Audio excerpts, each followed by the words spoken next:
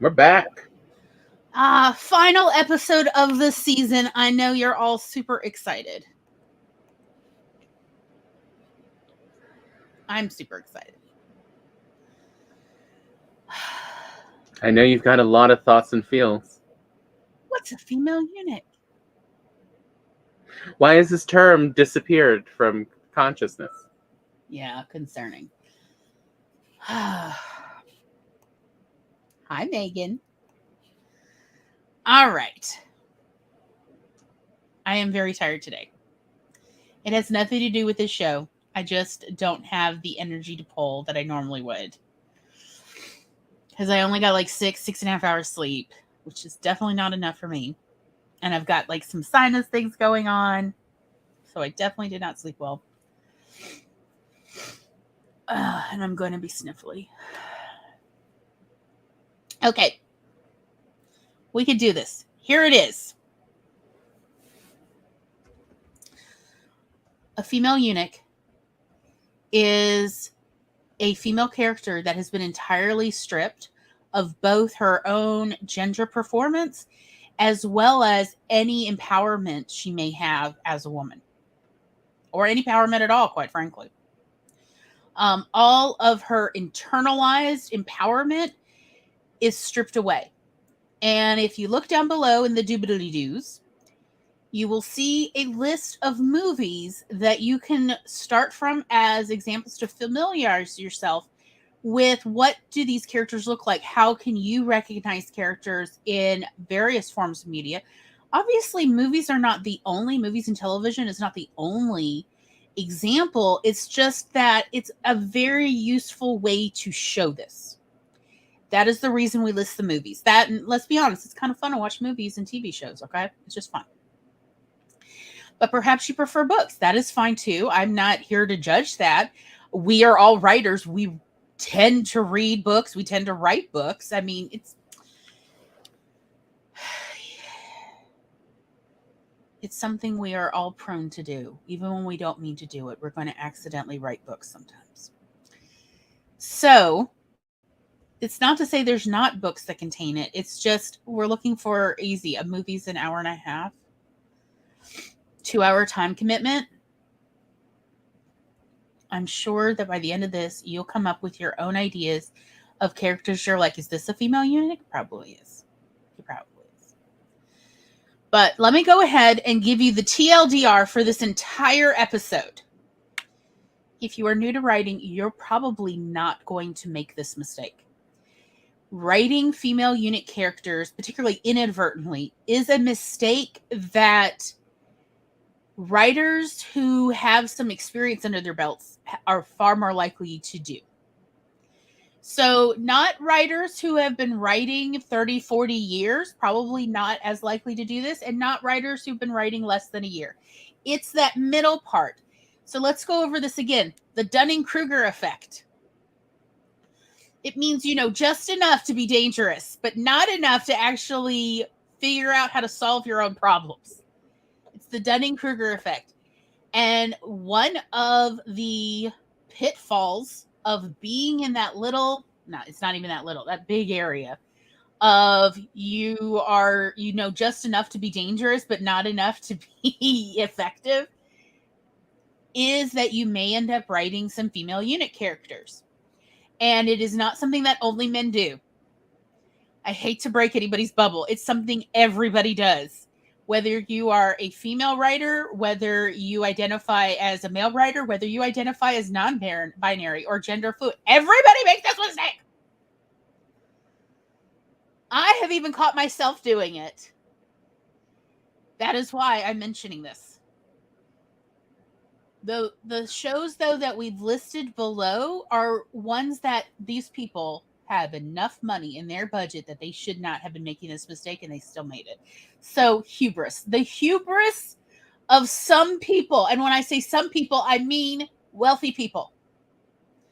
The hubris of wealthy writers is the problem here. You, an indie writer, are not the problem. You are trying to watch this episode so you can be sure to avoid these pitfalls. So you're doing great. You're more than likely never going to make this mistake because you care. It is when you're like, no, I got this, Glory. I've been writing for a solid 18 months. I know what I'm doing. Like, oh dear. No.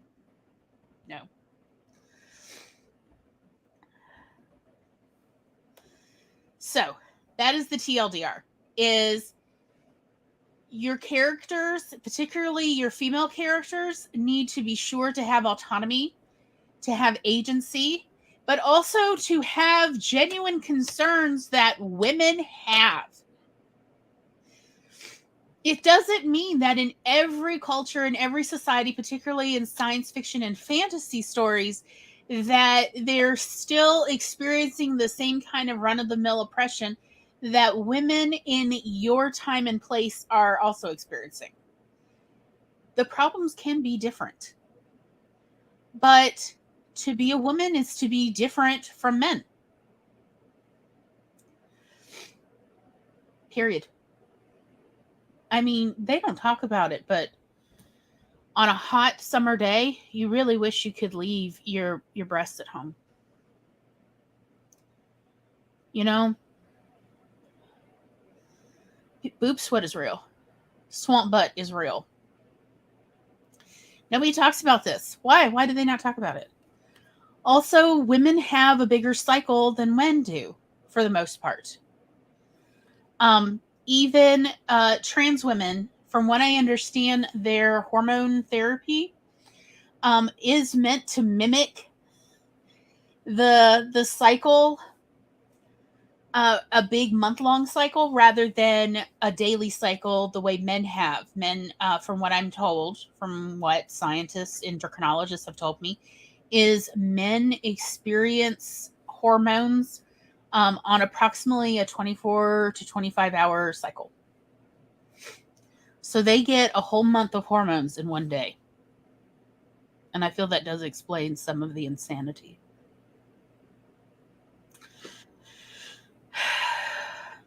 A few hours out of every day, I'm kind of batshit and I need chocolate. Yeah, no, that does explain men to me. And from what I understand, those who experience hormone therapy, myself included, actually, because it keeps the endometrial cancer away, woohoo, that you do experience hormones on your cycle.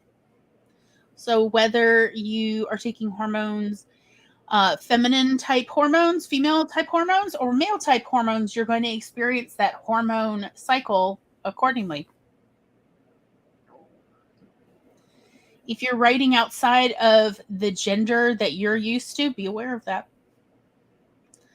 That men do have a daily cycle, and it shows. Have you ever noticed how they do tend to be kind of cranky in the afternoons? I used to think it was because they needed to take a poop. Endocrinologist told me I'm not wrong, but I'm not entirely right.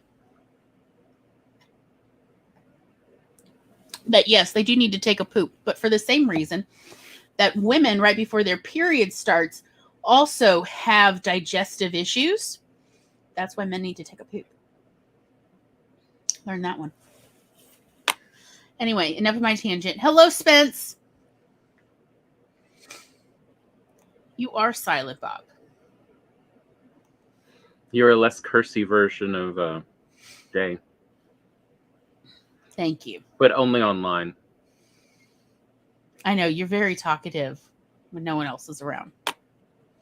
Here, take over me. I need a quick nap. I need 90 seconds of rest. But yeah, and you can definitely tell some of these are sometimes because they changed the character's gender after they started writing the story. There's a lot of different causes for the female eunuch problem.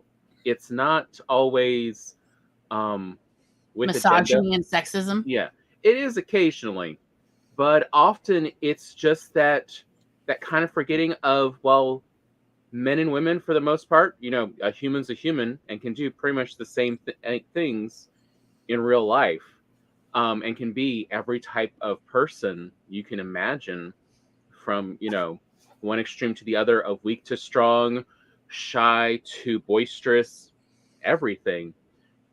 There are little changes that happen because of hormones and because of society and because of upbringing. And also gender performance. Look, gender is a performance. There's nothing inherent about gender. And I think it's interesting that a lot of people seem to be unaware that the definitions of gender have changed over the last several hundred years. And I just mentioned the last several hundred years simply because we actually have written proof. It's not just hearsay. The colors that represent the genders have Oh, changed yes. so much over the centuries. But all of it has. What expectations are change culture to culture, decade to decade. Like gender is not,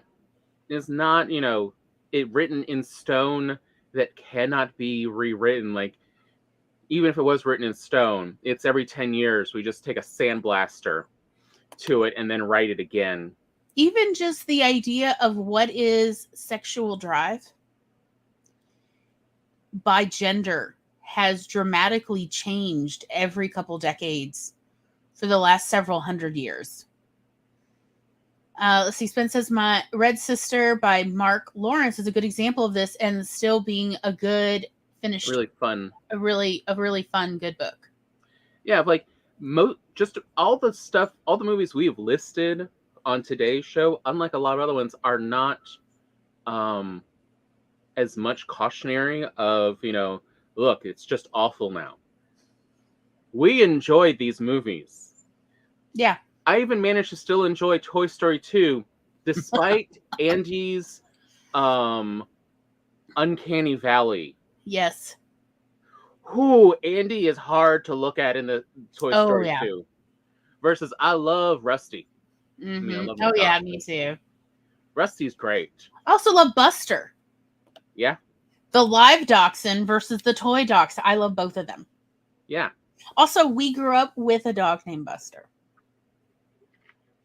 He was a great dog. And it's still, it's he used still to go a to good McDonald's story. when we weren't feeding him well enough. Yeah. Smart dog, though. He was very smart. But I mean, all of these movies and TV shows are well loved. I've watched Moana so many times in my life. Like, I love this. I love the music. I love Baby Moana. Tom and I were literally talking about, why is there no baby Disney TV show of Baby Moana where she, I don't know, teaches shapes and colors? I don't know, but I would totally watch Baby Moana. I would Baby watch Moana that. on the island on Motunui, like teaching colors and shapes and having adventures with their little animal friends. I'm here for this.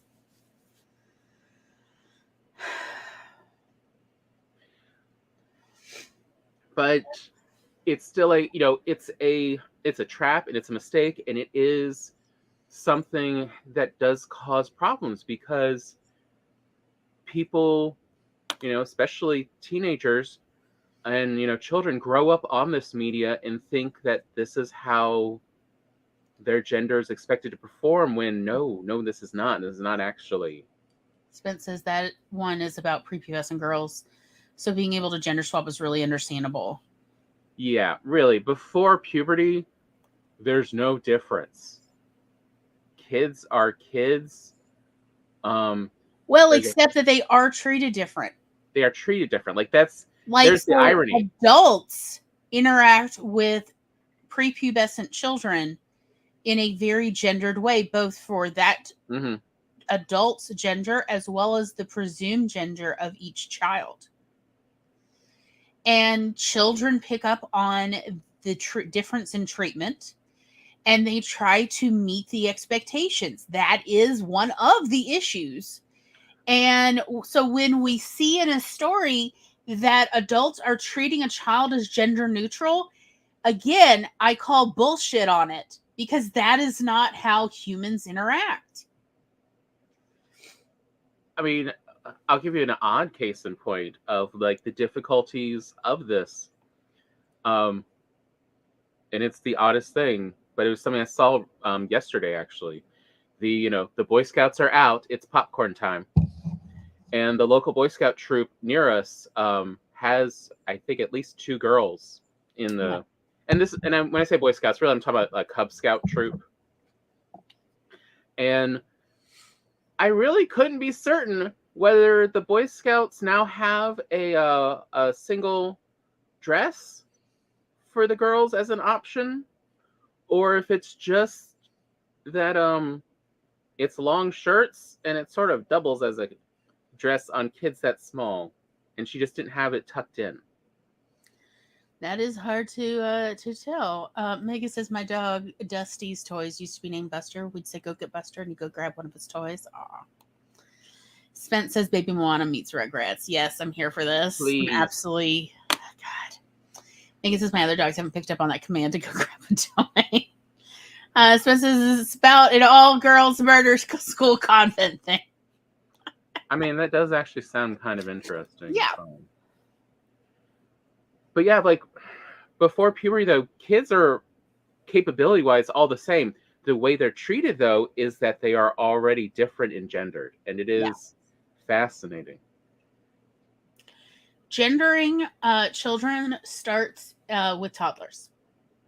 Well, what I mean is the toddlers are picking up on the behavior difference and are trying to meet those expectations. Infants do not care. I mean, yes, they let little girls cry longer because they think the girls are not in as much distress as boys, because adult humans somehow, for some reason, think infant boys are supposed to have deeper voice. So when they hear a higher cry out of a little boy, they come to their aid faster. Yes, adults are always interacting with people based on their perceived gender. But by toddler, little girls are told to behave in a way that is reflective of their gender. Little boys are told to behave in a way that is reflective of their gender, and they try their best to meet those expectations.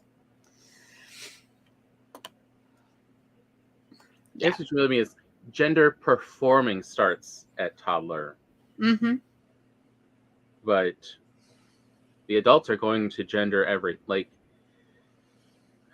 that is the part I always kind of enjoy seeing, the irony of, talk about the gay agenda and, stop, and now saying grooming for everything. It's like, do you see the stuff you already are doing you're already telling these children how to act gender-wise? Even in their onesies, there's all of this gendered stuff. And the horrors of, toddler beauty pageants.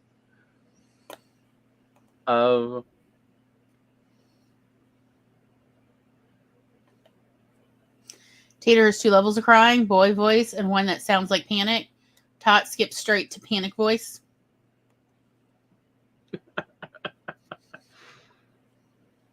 I mean, it truly shows you can be raised in the same womb. You still come out so different.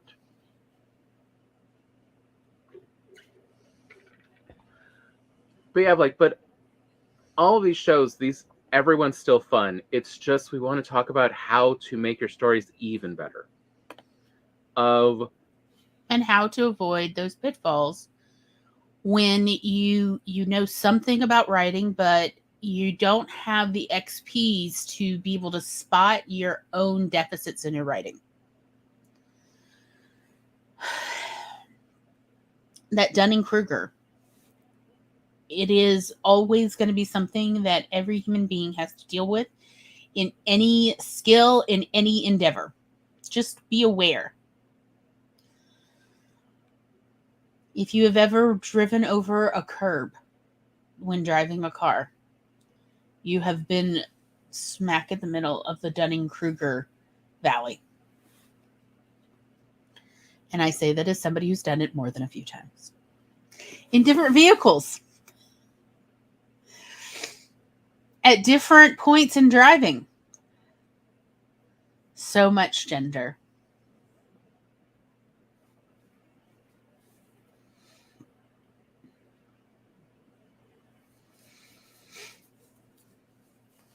And in case you ever go, and if you ever need to prove to someone just how much as adults, everyone, we gender things. tell someone that a pet is another gender than they actually are, especially kittens and puppies. Mm. And then after an hour or two of them playing with it, tell them, oh no, actually I was wrong. It's the other gender, and watch how they'll change. They will change how they play with that pet. It's just part of how humans work. It has amazed me how many people are not good at figuring out the sex of various small animals. Even like self-proclaimed cat ladies. Being like, y'all have no idea how many times I've dealt with missexed cats. Like, I can't ever go back to that veterinary clinic. They literally have a note that no matter what gender, what sex I tell them an animal is, it has to be independently verified because I'm always wrong. That is actually what the note said. Because somebody was working there who was new and didn't know to unclick that box when printing out my file. So I got to read that in my file, that I'm always wrong. I am not wrong. I am going by what cat ladies tell me about outside cats that have adopted my house.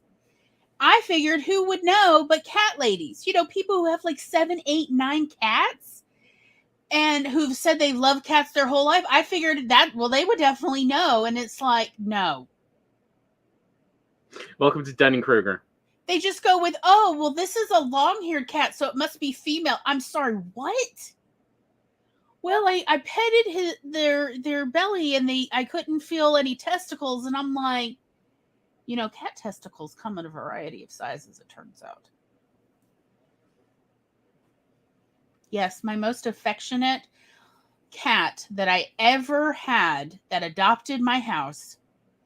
He was long-haired, white. Every cat lady who came over for like 4 months swore it was a girl. The vet clinic made fun of me again when I finally brought him in to get fixed. I mean, he was a gorgeous cat. He was beautiful.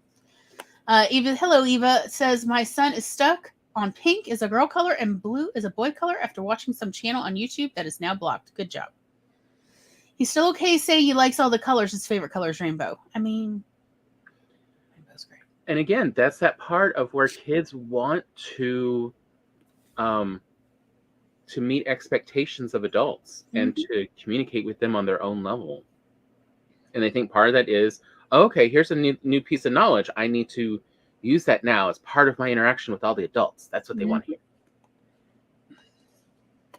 Even if in their preference, like, nah, love all the colors. Who doesn't love yeah, because pink used to be a boy color, particularly in the 1800s, because pink is the color of blood washed out of white cotton.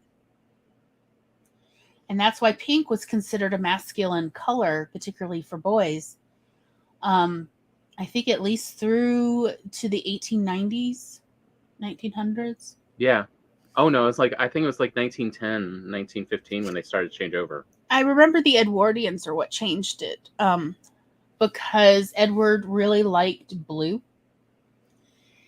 And also changes in dye technology. They were able to get more brilliant blues that lasted longer, and hence the blue stripe. Yeah. Became a big deal. Also India and indigo. Let's see. Eva says, my mother picked up her big, thick cat Sammy one day after getting him declawed. It was the 90s. The vet called within an hour asking her to return the pregnant female that she took home. Oh no. Yeah, seriously. Okay, so I'm going to tell you now what, like, the vet clinic practically yelled at me when I brought the big fluffy white cat in, and had brought in the big fluffy white cat for a spaying when he needed a neutering, is 2 holes is female, 1 hole is male. You never try to depend on whether you can feel testicles. No, some cats are so furry, like this white, long-haired stray that adopted my house, that you really cannot feel it. Even the vet was like, we too thought this was female. because we couldn't feel any. Yeah, he had like very inset testicles apparently. But 2 holes is female, 1 hole is male, and that is the only reliable exterior way to determine sex for cats when needing to get them fixed. And even then, you can get intersex cats. Spence says, we broke the pizza demon of that, Eva, by explaining that people say that because they're trying to scam kids into being bullies, and the people who care are a-holes. Very nice. And Christmas trees used to be pagan. Things evolve. It's definitely feminine these days. But I do love that it's becoming more gender neutral again in adults. Yeah. But in infants and children, it's hard to find some toys that aren't in pink or blue. I agree. Or pastel for girls and primer for... Again, yeah. It's... exhausting. But yeah, like that's sort of is like it's so, you know, when we write about characters, you know, there is this, we need to gender them in part because that's how we interact with the world. And I mean, now we are just starting to sort of get where you can do a non-binary character. Although I do note most non-binary characters in media are in fact female characters who are now non-binary as a way to get around the female eunuch. And they're still kind of doing female eunuch. Yes. Of that whole, you know, the whole issue of, but it doesn't matter what my character is. And so it used to be the reason the female eunuch was sort of created was this, they wanted, originally was to get those points for, see, there's also women in here who talk and have agency. Yep. Even though they have agency in a way that society doesn't give women. And like that's really what it's to read and notice is the difference is this how, you know, your character would interact in that gender in this society.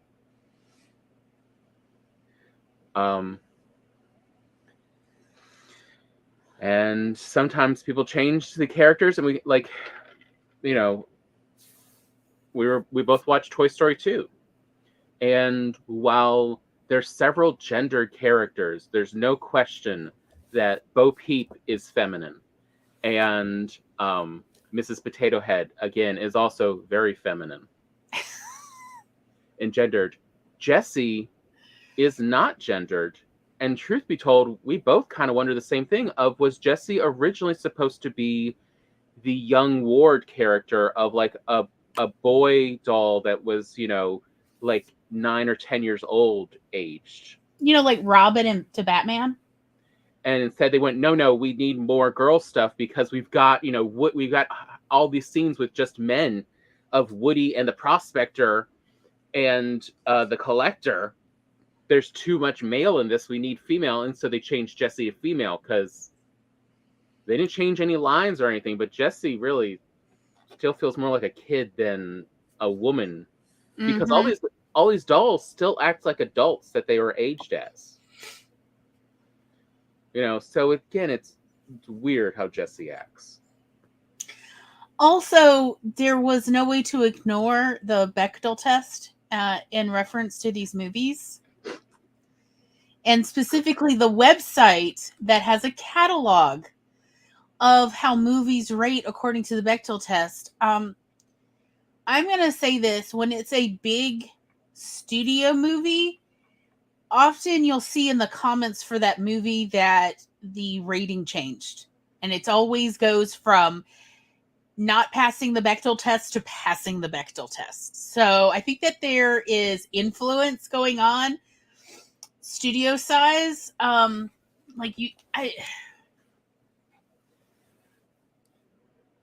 I would not go by how the website lists the movies as much as go read the comments for each movie. Oh, I love the comments. There it is. The truth is in the comments. So also sometimes the search engine does not correctly work. Tried to tell me there was no Moana listed and that the Ghostbusters 2016 movie was not listed. It fully had been listed. It's just the database at one point, and when I was checking it in the middle of the night, it was saying no. So I had to go through 10,000 movies that you can click on it and actually have the nearly 10,000 movies listed in alphabetical order, go find it and click on it. And was surprised, like Moana passes and Ghostbusters. Okay, but then the comments are really is where you see the truth. A lot of these movies' ratings were changed later after the initial submission. And definitely giving into studio pressure. So that's not the important part. The important part is read the comments. They are hilarious. Also, the people trying to negotiate whether it passes the Bechdel test and going, but Moana sings to Te-Fiti. Like, no, it does not count. The Bechdel test is very clear. It needs to be 2 named characters, 2 female characters with names. And they need to have a conversation that's not about a man. And if only one of them talks, that's a monologue. That's not a conversation. It's not a back and a forth. A nodding is not a conversation. And also the fact that this is a minimum, this is not a maximum test. Okay, this is a minimum. And when movies are struggling and people are like trying to negotiate whether this movie passes, like, you have missed the entire point of the Bechdel-Wallace test, which is saying women make up half or even more than half of all the people on this planet, and yet do not contain proper representation in media, let alone minimum representation, because this is about the minimum representation in media. So, for instance, The Quick and the Dead technically pass, but it is a pure technicality. The main character in The Quick and the Dead is a woman, and still they had to find, there are all these men in this movie. They found one female barmaid who is called Katie once. And then they're literally, both of these 2 female characters literally only say like 1 or 2 lines to each other. It is barely qualifies as a conversation. It's one of these of, do you see where the minimum is not something to be proud of? Also, the comments in Moana are hilarious because they are saying, like, Moana calls her mother, mother, and grandmother, grandmother, but that is not their names. That is the roles they have. So their conversations do not count toward the Bechdel test. And there's other people, mostly men, saying, well, but like nobody calls their grandmother by their real name, and that's why, you know, but yet she's listed in the credits by her actual name rather than by grandmother. And it's like, do you understand the problem is a lack of background character growth? That is the issue with Moana, is we really don't get to know any of these people. We certainly don't get to really enjoy the flavor of life in this village, because we got to move on to Maui and Te-Fiti. Oh, by the way, they do have a chance to name the grandmother, and they still don't. Yeah. Because when she gets sick and, you know, gets put into the hut the night before Moana leaves, we have another villager come out and just literally say, Chief, it's your mother. Rather than, Tala is sick, you need to come right now. And Tui, which is the chief's name, like, does not say either of those names. Again, there was an opportunity, and they chose not to.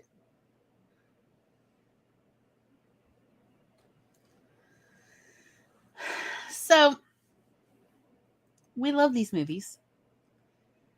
We hope you do too. These movies could be better. And considering the budgets they had, they should have been better. Yes. That is one of the issues with every one of these movies, is inadequate character background, character design, and inadequate character interaction. That is one of the issues, and it's something that is common when you are a writer who's experienced, but not like tremendously experienced. You've got some, you're pretty comfortable, but you're not like decades and decades of experience. It is part of that Dunning-Kruger Valley. And that's why when you are confident you know what you're doing, that is when I'm worried for you.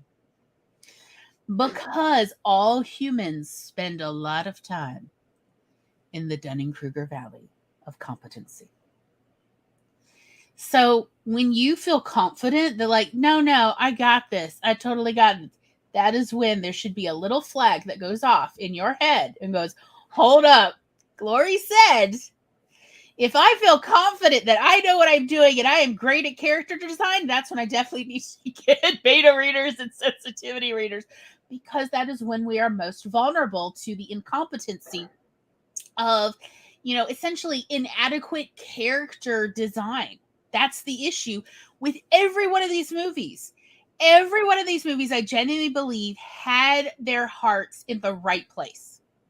They were trying so hard to really flesh out their characters and give a lot of representation, and that is so wonderful. It was close, but no cigar. They fell short.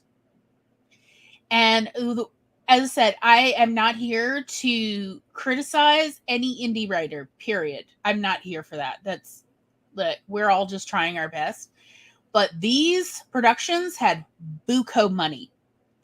They could honestly have afforded to have more editors to their scripts.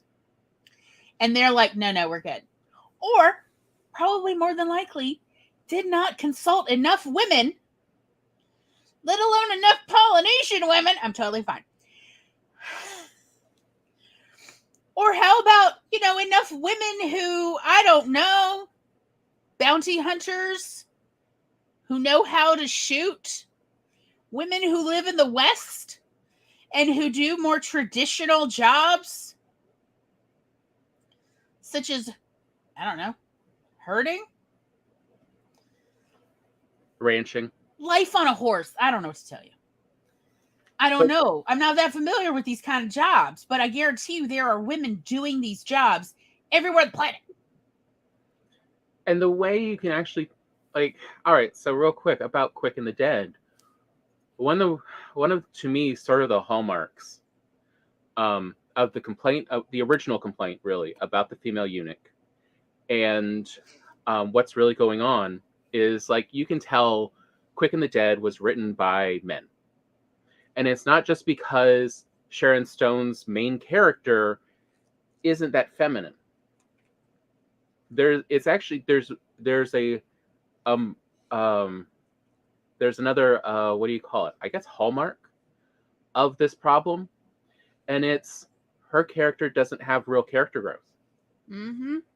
But there is a man in this who, while not the main character, has a full emotional character arc growth story throughout.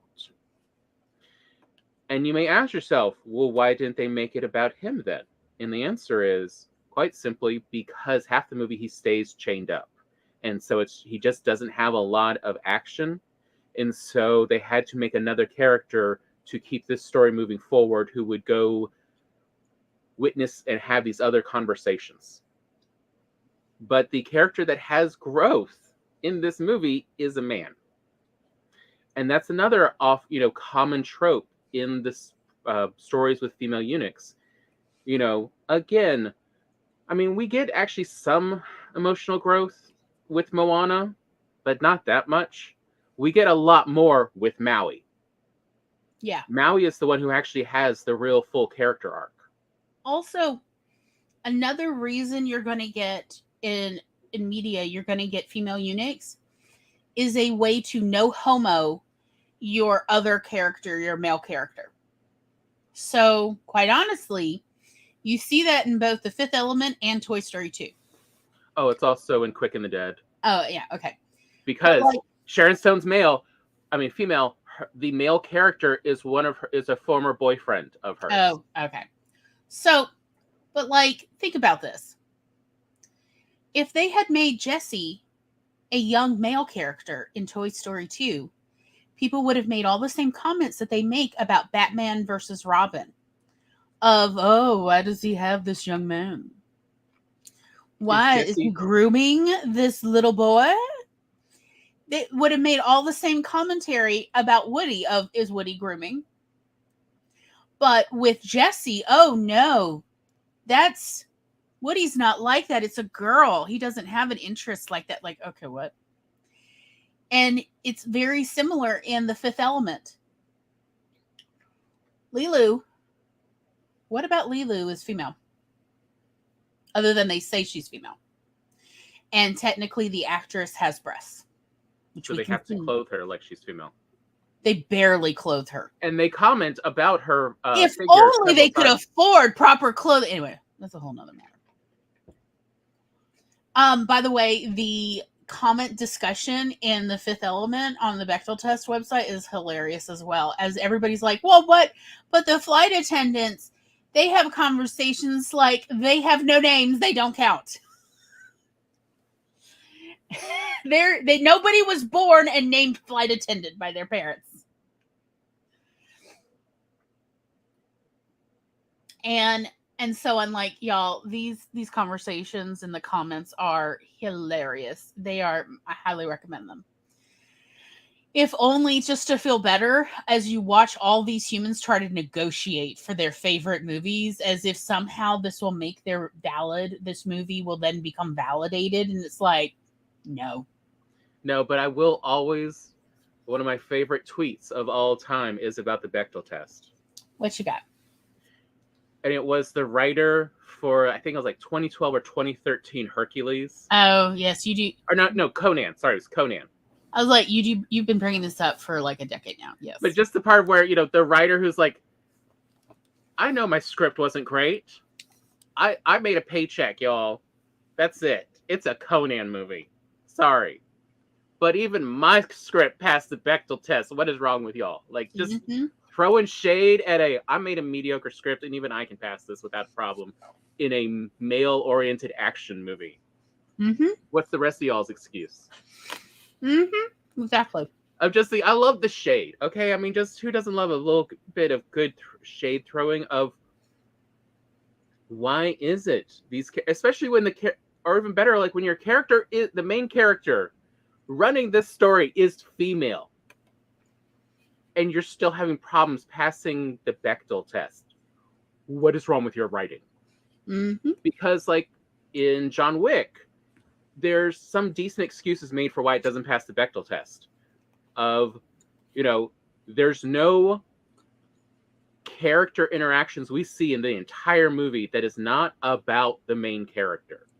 It's not, it's not that there is it's so, male oriented. No, it's everything in the story is oriented on one character, and that character's male. So yeah, it's just not gonna pass. It would always be this way. But in stories where you actually have character development for characters who are not just the main character, it sort of stands out. Why don't they talk about anything besides, men? Or why don't they even talk to each other? Like, we just don't, like in Toy Story 2, we just don't see female characters talk to each other. Why did none of the female characters talk to each other? They literally live in the same room. Why do we never see it? It's not that I think they're not talking to each other. I really genuinely believe Bo Peep and Mrs. Potato Head do have coffee clatches. With the sheep. The three-headed sheep. But why is it that it never moves the story forward? Why is it that these female characters never have conversations with each other that would have anything to do with moving the plot forward? That is what's concerning. And it's just like, hi, welcome to a male-dominated world. They really do believe that everything revolves around men. In the end, that is really what we're getting at. So I'm going to just say it. Does everything in your world revolve around men? Have you inadvertently internalized this bullshit? I don't care your gender. There is no gender where it is okay to think that the world revolves around the existence of men. It does not. You know how I know it doesn't? Because at some point, everybody has to eat, go to the bathroom, sleep, and preferably needs clean clothes. There are other things that have nothing to do with the existence of specific men. Even for men. Even for men, going to sleep has nothing to do with men. Everybody just needs sleep. Everybody's like, gosh darn, I am so tuckered out. Good night, everybody. Cool. Or, you know what I could do for? I would love a good bowl of oatmeal and a jammy egg. Me too. Again, I did not have to discuss the existence of men in this moment. I just want to point that out. Men can even have conversations that in no way talk about men. Also, while we're talking about this, I just need to get this out of my system. The Ghostbusters 2016 comments. Reverse sexism does not make this movie more valid. I take serious issue with, let's like demean the one male character. No. That is not good either. Maybe we could just not demean people, let alone sexually objectify them. One of the issues I have with like how men perform gender is that we objectify little boys in a different way than we objectify little girls. But it is still objectification. And what we do is we are teaching children to objectify other people. That they are not people, they are things. They are objects to be admired, to be adored, to be subjugated. It doesn't matter. They're still objects. They're not people who have genuine feelings and concerns and wishes and desires for naps. And going, hey, it's fine because we made objectifying jokes about Chris Hemsworth does not make this movie better. You can tell it's still a male writer. Yeah. Doing this movie, just doing a gender swap. But doing all the same, like, it doesn't help any of this. You can also tell it's gender swap because there's 4 really good comedic actresses who are not funny in this. How? We've seen a lot of their other work. They're really good at their jobs. They're very hilarious. There's a reason they've made careers. Like, when you can make an apple-picking orchard hilarious while just doing a bad ad for it, and it's just in the inflection and in the eyes, that you can make this hilarious, and they are not able to even deliver what you can tell is supposed to be a joke punchline. They cannot make it funny. Like, that's how bad it is. How badly written, how poorly rehearsed it is. Poorly directed. Like.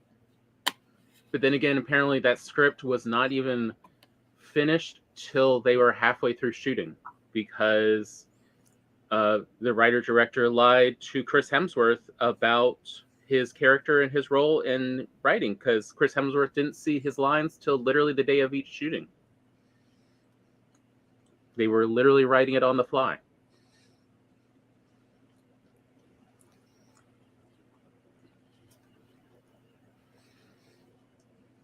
But yeah, but that is, that's what we're getting at, is it's poor characterization. It is giving people poor impressions of genders and expectations we should have for each other. Because, I got to be honest, I'm not very good at gender myself. Like all genders. I don't know. What I think is sexy in a man turns out that's not very gendered. And what I think is sexy in a woman is not very gendered, but also what I think is normal in genders turns out that's other people consider that, flirting. I don't know. I'm not good at gender, but even I can recognize, like, why does this character have no background? Why is this a main character and I have no idea of their background, and also I care nothing for them? Why? Why? No, just why? Why all the things? No. So I've been thinking about it, and here's the thought line: to hurt everyone. Oh no. Hello, I'm here to burn bridges. My name is Yes. Sarah. Why is who did Family Guy? Something MacFarlane? Seth. Is it Seth? Okay. Yeah. Why is Seth MacFarlane better at writing female characters that like the actresses enjoy than Tarantino, Joss Whedon, or now I've forgotten the third. Of like they John write Lasseter? Then Huh? John Lasseter? and John Lasseter of like they're all known for writing a lot of female main characters. They're all really weak female characters. Like, and I don't mean weak as in physically. I mean there's not a lot of character to them. Honestly, I think it like I know this is controversial, but I think it's because if you want to be a good storyteller, you need to listen to people. You need to listen to a lot of people share themselves with you. And if you're not a good listener, or you're not a good listener of women, you're not going to make fully fleshed out characters because you don't listen to women.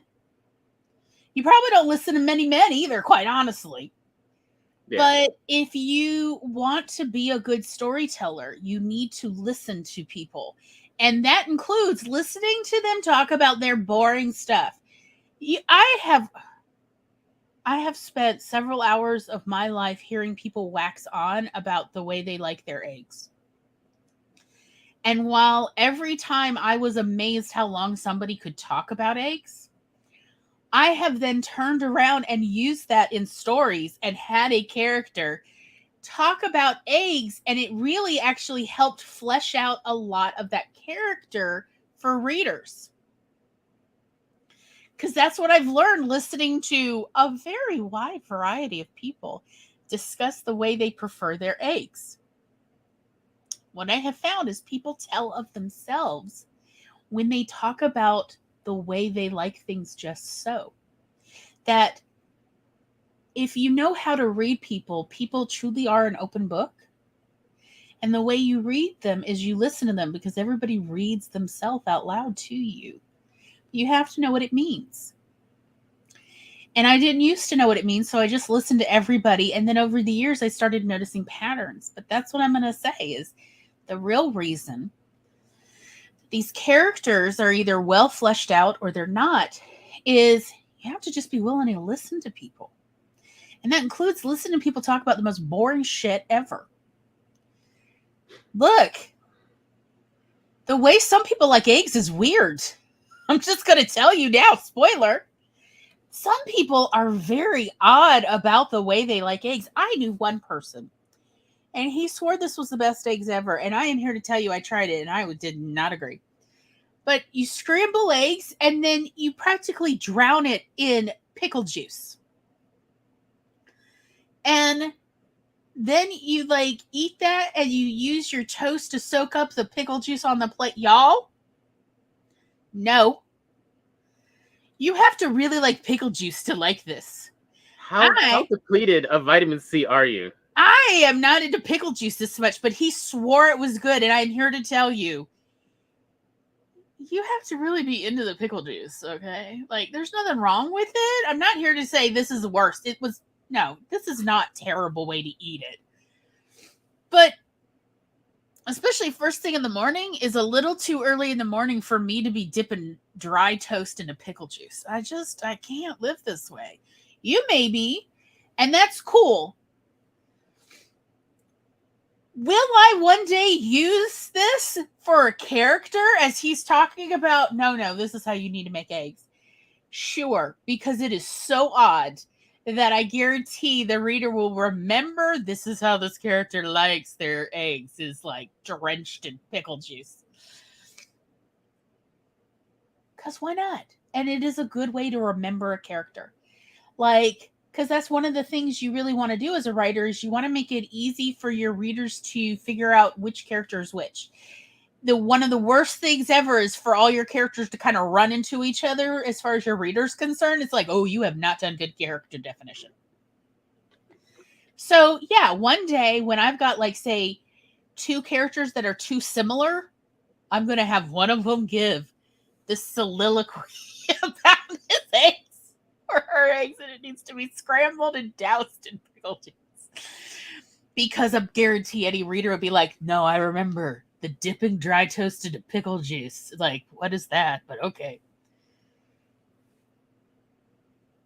But you just have to listen to people. It would have never occurred to me in my entire life that anybody with like a serious face could like wax on about the eggs need to be fluffy, scrambled, and then you just pour the juice on them on a plate. And hopefully none of y'all will ever forget that either. So I would say to be a good storyteller, you really need to listen to people and ask things like, so how do you like your eggs, Bob? Do you have any recommendations? I'm about to go clothes shopping. Do you have any recommendations for me, what I should look for? You never know what somebody's going to say. So just ask people and listen. And then if you're lucky, store it in the back of your head. And if you don't have a good memory, write it down. Because you never know when that is going to be useful to you for characterization. All right, I'm done. What a wonderful time for maybe you to make sure you still have some coffee. Or is it snack time? Did you know? Do you need a pickle now? Do you need a pickle? You might need a pickle right now.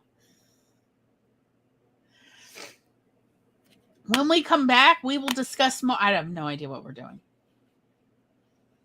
I'm so tired. I need a nap. But when we come back, we'll discuss something. I don't know. We'll ramble. No, I promise will be something. I have no idea what we're going to talk about. Don't listen to me. It's just that sort of day. If you want to come on and just share your opinions about pickles or people or characters, feel free. It's our last episode of the season. We're here just to have a good time.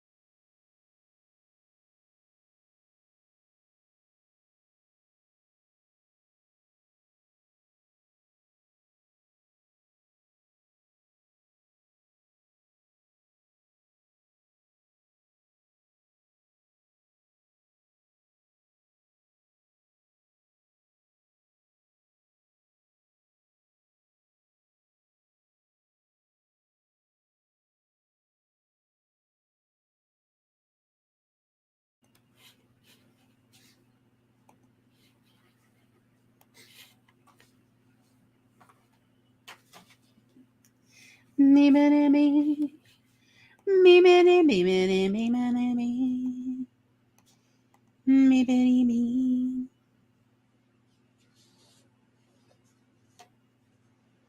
Tom has brought me a plate of the most amazing smelling popcorn to placate the rider within.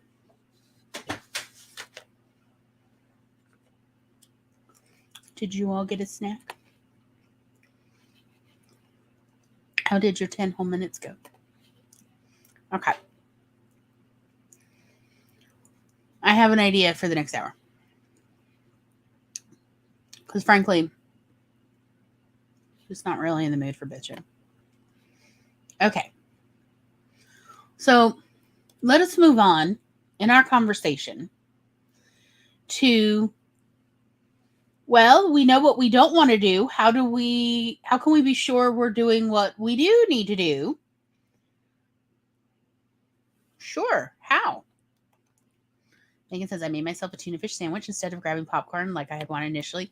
You know, not sponsored, but okay. Here's the thing about writing, particularly when you're writing genre.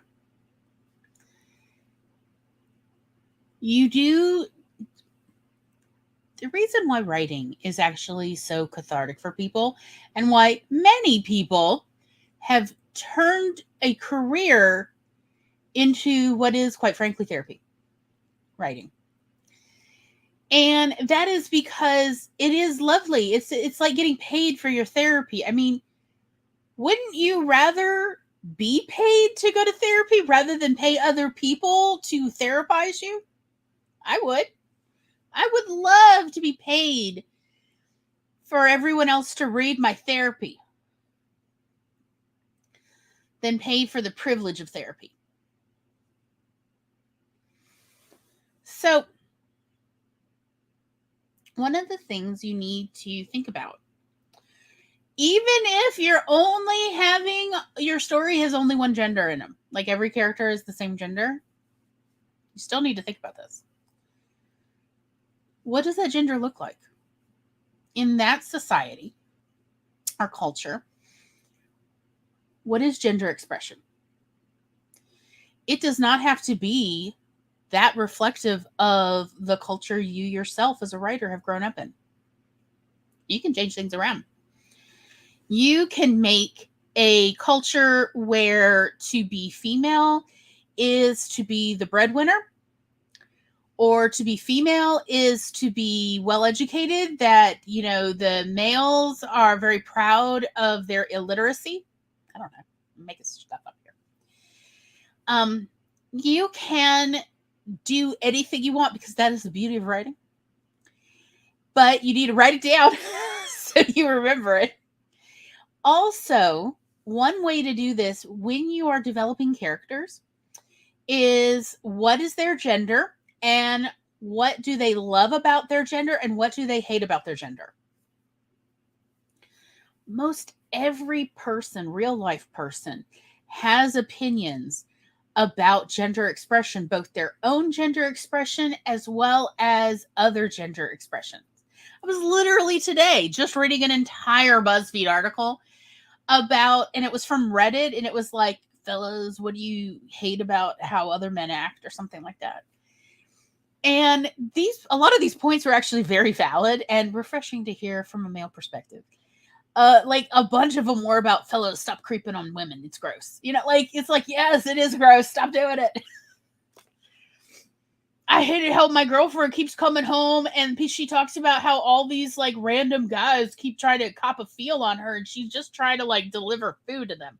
And I'm like, yeah.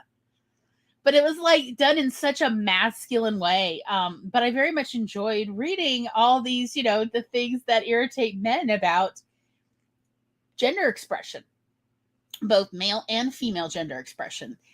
And most people have opinions. So really, as part of like your dossier about your, at least your main characters, why don't you think about that? For any gender, even if you've made up genders for your science fiction or fantasy story, still, what is something they love about it and something they hate about it? For instance, I've heard plenty of men tell me that the one thing they love about like men, both themselves and other men, is it feels so satisfying to be strong. They feel like a real man when they're somehow able to feel strong, like physically strong, not emotional. And I cannot tell you, I've lost count of how many men have told me how gratifying they feel it is to move a log.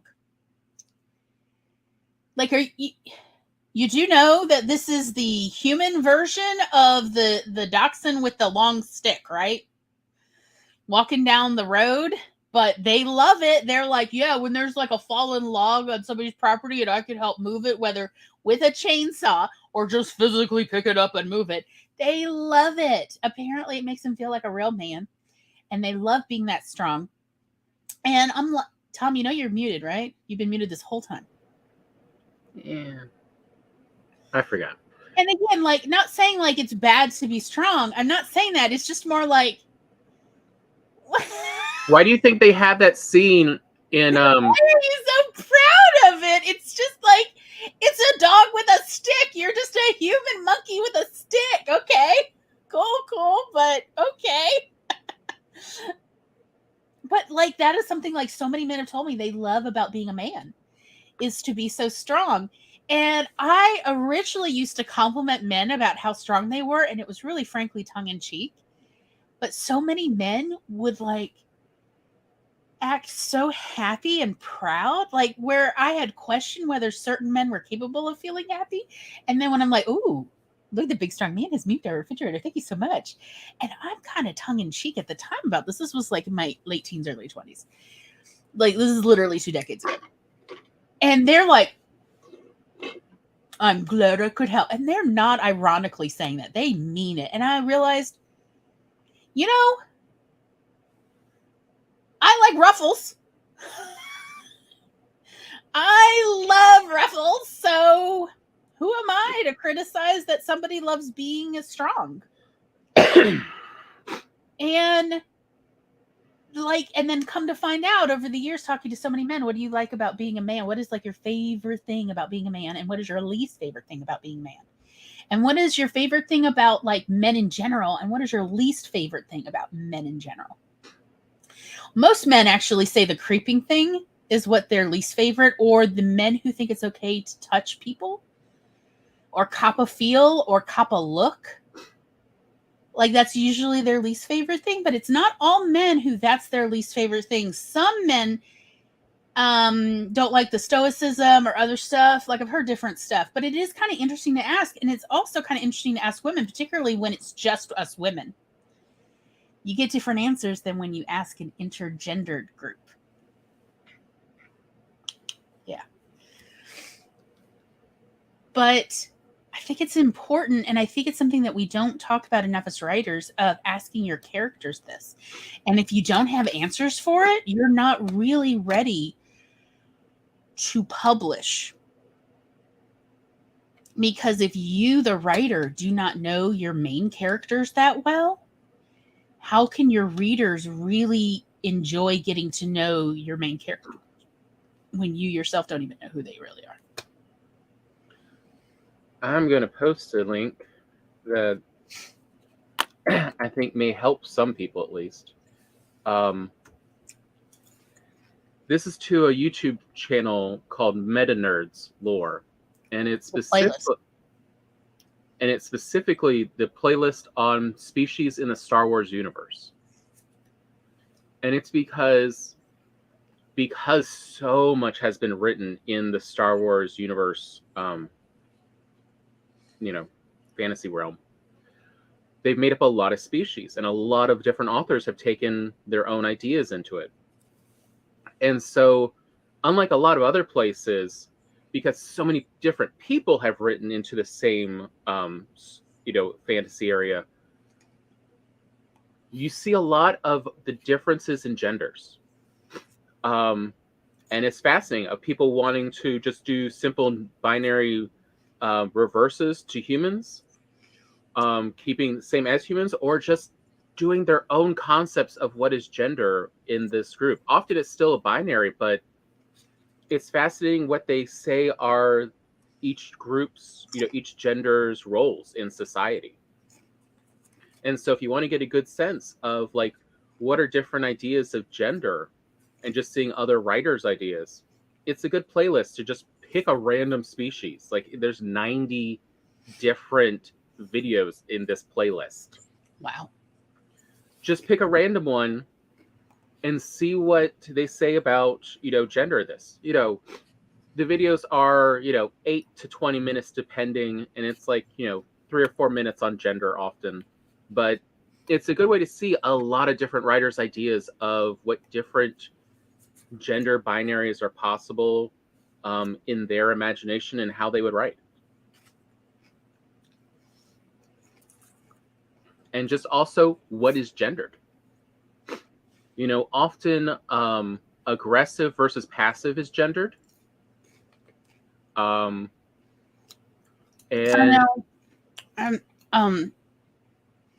in the past, among the Cossack culture,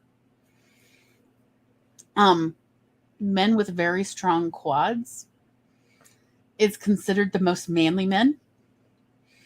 And both men and women in the Cossack culture, at least like 100, 150 years ago, that is one of the things they valued the most among gender expression of men.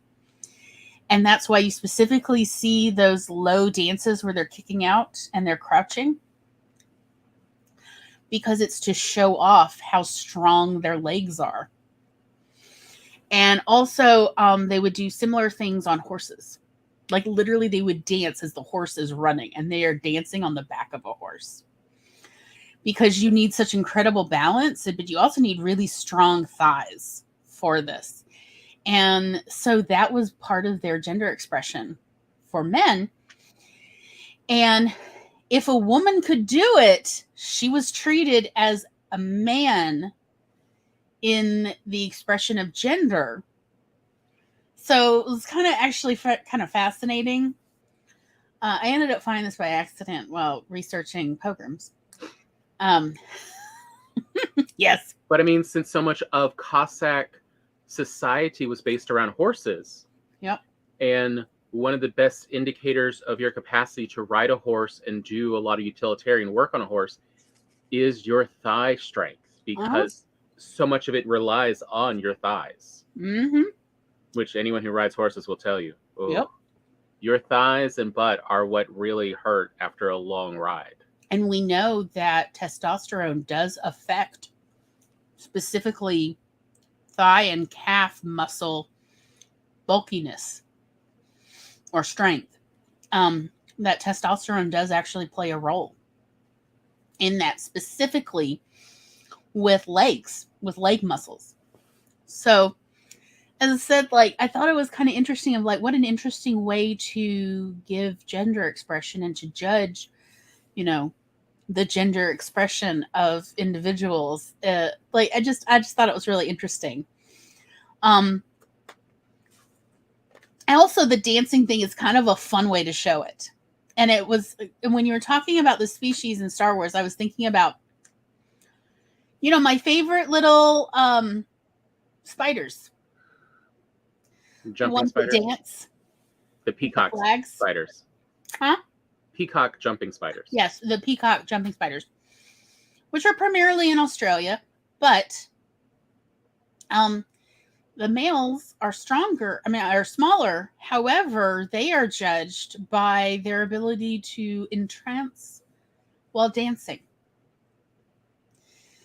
And you could extrapolate that out to, different species, not necessarily just spiders, but even humanoid species or just humans, of like judging human gender expression by dancing ability. As I said, like that was what reminded me of the Cossacks culture, of that it is dance based to some degree, not unlike the peacock jumping spiders. And then it's the men who dance to show their virility. Just like the peacock jumping spiders, it's kind of similar in that they're, because if she doesn't like what she sees, she'll just eat him, and not in a good way. But if she's like, this is a good dance, I like your dance, like he will get to procreate and his genetics will live on. She will still possibly eat him afterwards. It depends on how good the dance was, I guess, and how hungry. And again, dance is another one that is interestingly sometimes gendered, sometimes not, depending on the culture. Yeah. You see in Western European, dance is often more considered feminine for its grace and elegance. But in a lot of other cultures, it can be masculine, or just neither. Everyone's expected to be able to dance or to not dance. Yeah, like my personal favorite kind of belly dancing is Egyptian style of belly dancing, and that is what I learned how to do. But belly dancing in Egyptian belly dancing is somewhat gendered, and it's somewhat not gendered, and it is fascinating, but it is not sexual the way I had been taught by society that belly dancing is sexual. It is not considered very sexual or sexually enticing. In Egyptian belly dancing, it is more, not unlike peacock jumping spiders. It's meant to just be entertaining. But how men belly dance is very different from how women belly dance. And yet both genders, or all genders, are fully capable of doing each other's style for the most part, except, of course, overall, men tend to have bigger calves so they can jump higher. That's one of the few. Hormone is a part of, influences human bodies. And one of them is calf size, which I only learned in my 20s, was like, wait, what? I learned this because of the PCOS, but me being diagnosed by endocrinologists and them explaining how, like, there are physical attributes to clue them in that I have PCOS, and one of them is my enormous calves. And they were not that big, y'all. Okay. I mean, they were big, but they weren't like what? I mean, for the most part, I could find pants. But yeah, they were like, my calves were 23 to 23 and a half inches around at their biggest. And they're like, yeah, that's not normal. And that with hormone therapy, your calves will shrink. So be prepared. And I'm like, what? And they're like, yeah, no, that's testosterone has caused that. And I'm like, the parts I thought were me, turns out, were influenced by hormones. And this is, the real reason why one of my tiny rants I never get a chance to do is, why don't they ever show the men's gymnastics events in Olympics? Because they are different than women's gymnastics. Yeah, they're very gendered. Not gendered. They're very sex hormone influenced. Yeah, related. Of like, men do these taller jumps and these, I don't know the way to put it, then crazy acrobatics. Yeah, the sawhorse stuff. No, not sawhorse. No, I'm talking about the floor routine. Oh, like, yeah, they literally will just jump straight up. They will do, these jumps that are enormous and different than what the women do, just because they have different muscles, so their moveset is a bit different. But for some reason, this is one of the things they do not show at Olympics or most gymnastic events, is the men's floor. They'll show the ones that men do for upper body, so they'll do rings and they'll do pommel horse. Right. But they don't show the floor for some reason. I've seen, the men's floor, where a man will be literally laying horizontally on the floor, and then go from laying flat on the floor to jumping straight in the air like a flea. Mm-hmm. And they'll be saying, oh, look, he's got a 6-foot clearance. And they're talking about the space between the floor and that man's feet. And it is like impressive. And it's because of what hormones, the difference in hormones affects how it affects muscles that people who identify as male tend to, and who are on testosterone, naturally, or hormone therapy, are going to be able to, spring up further than people with more estrogen. And I had to learn that from my own endocrinologist, explaining these changes I'll notice once I'm on the right hormone therapy amounts. And this is what they're testing me for. But also they want to hear about my physical symptoms. Another interesting effect that can be considered gender, but is actually about growth, that our parents showed, which I always found fascinating. Our parents were truly like the oddballs, just like we are. Was our mom was, because of a congenital issue, the tallest kid in all of her grades till she was 9 or 10. 10. And then she just stopped growing. But this had a lifelong effect on her. An interesting effect people don't think about is if you are always short, you will have a tendency to look under things when you can't find something. You will always look on the underside because you're used to being able to see lower than most of the other people. And if you grow up tall, you're used to and will always default to looking on top of things and not looking under, and vice versa. So you can actually tell things about how people grew up, literally growing, by if they are looking for something, do they look on top or do they look under? Mm-hmm. And our father also always looked under because he was short until very late in his adolescence when he finally started growing. And so mom was always tall and dad was always short when they were kids. And so there's dad looking under everything and there's mom looking on top of the refrigerator and everything else. And I'm like, so there is our father on all 4'7", fours. And dad was 5'11". Yeah, so our father is literally on all fours, lifting things up, looking under. And our mother is taking a chair with her everywhere to look on top. The weirdest people. But that is actually semi-gendered because of how people grow and people think about themselves. It is weird. That's why it's like, no, look at your character and how they identify. And go ask other people in that, when you're writing these characters in this situation, how would you handle it?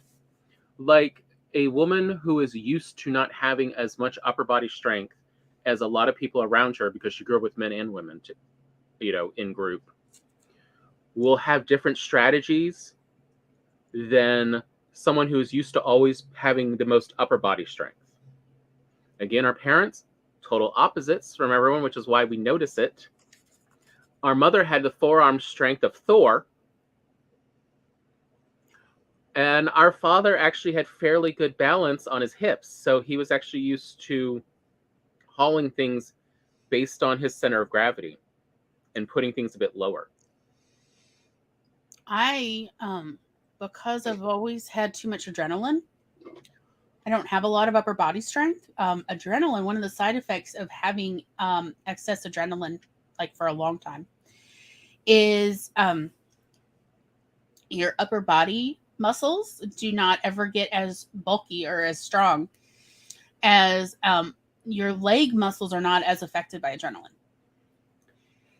So I never had much upper body strength, which means I always had trouble opening jars. However, my mother used to make fun of me about this, that I was so weak when she considered me strong like ox. She's like, oh, but you should be able to. And I'm like, I can't. I don't have your Popeye arms. So I developed a different strategy for opening jars without having to ask for help. Because my mother made fun of me for asking for help, specifically for opening jars. So I figured out a workaround that did not break the jar. And no, the answer is not hot water. So, like, this is something to think about in your characters.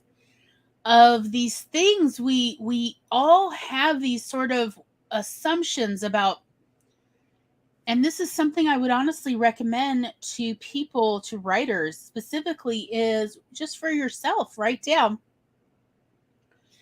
all men can or all men do, and write a bunch of things, and then do that the same for women. All women can, all women do, all women like, all women don't like, and so on. And write down a bunch of your gender assumptions.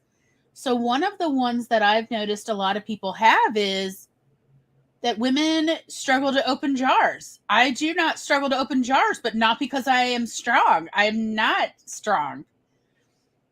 I just figured out a workaround to break the seal. Once you broke the seal, it's easy to open a jar. But it's that we develop gender based on the people around us. So, you know, people just, you develop that thought of, oh, I can't easily open this, so someone else opens this for me. That's it. Like, it's these weird little thoughts. Or my favorite sociology one about children and the differences between boys and girls is about group behavior. And the boys are more inviting of new people into a group and will suggest more ideas to each other, but do not require consensus. Girls do not suggest as many things, but require consensus before they can act. And so it's not that either of them has a problem working in a group, but they work differently. Mm-hmm.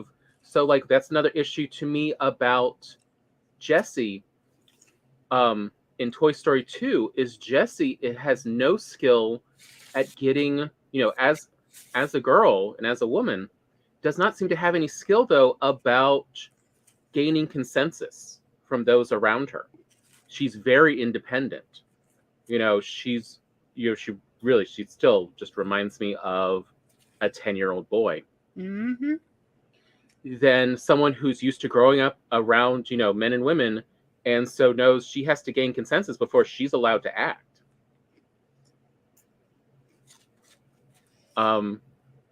You see this?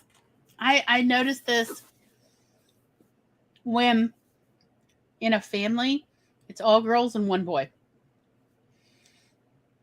And you can tell if they get along with the boy or not, because the girls will tell you when they're mad at the boy.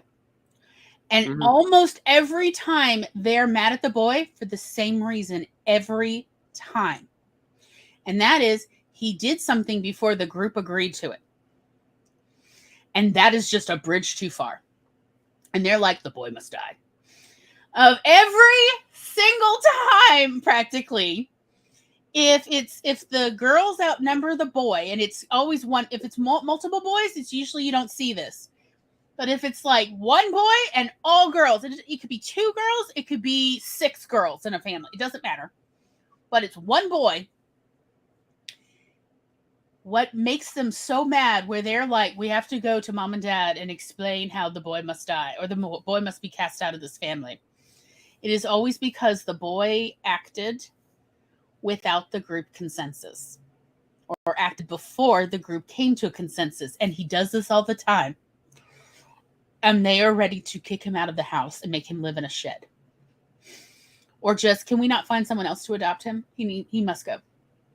And the boy is almost always absolutely clueless that the girls are like, the boy must go. Because to the boy, he is acting normally.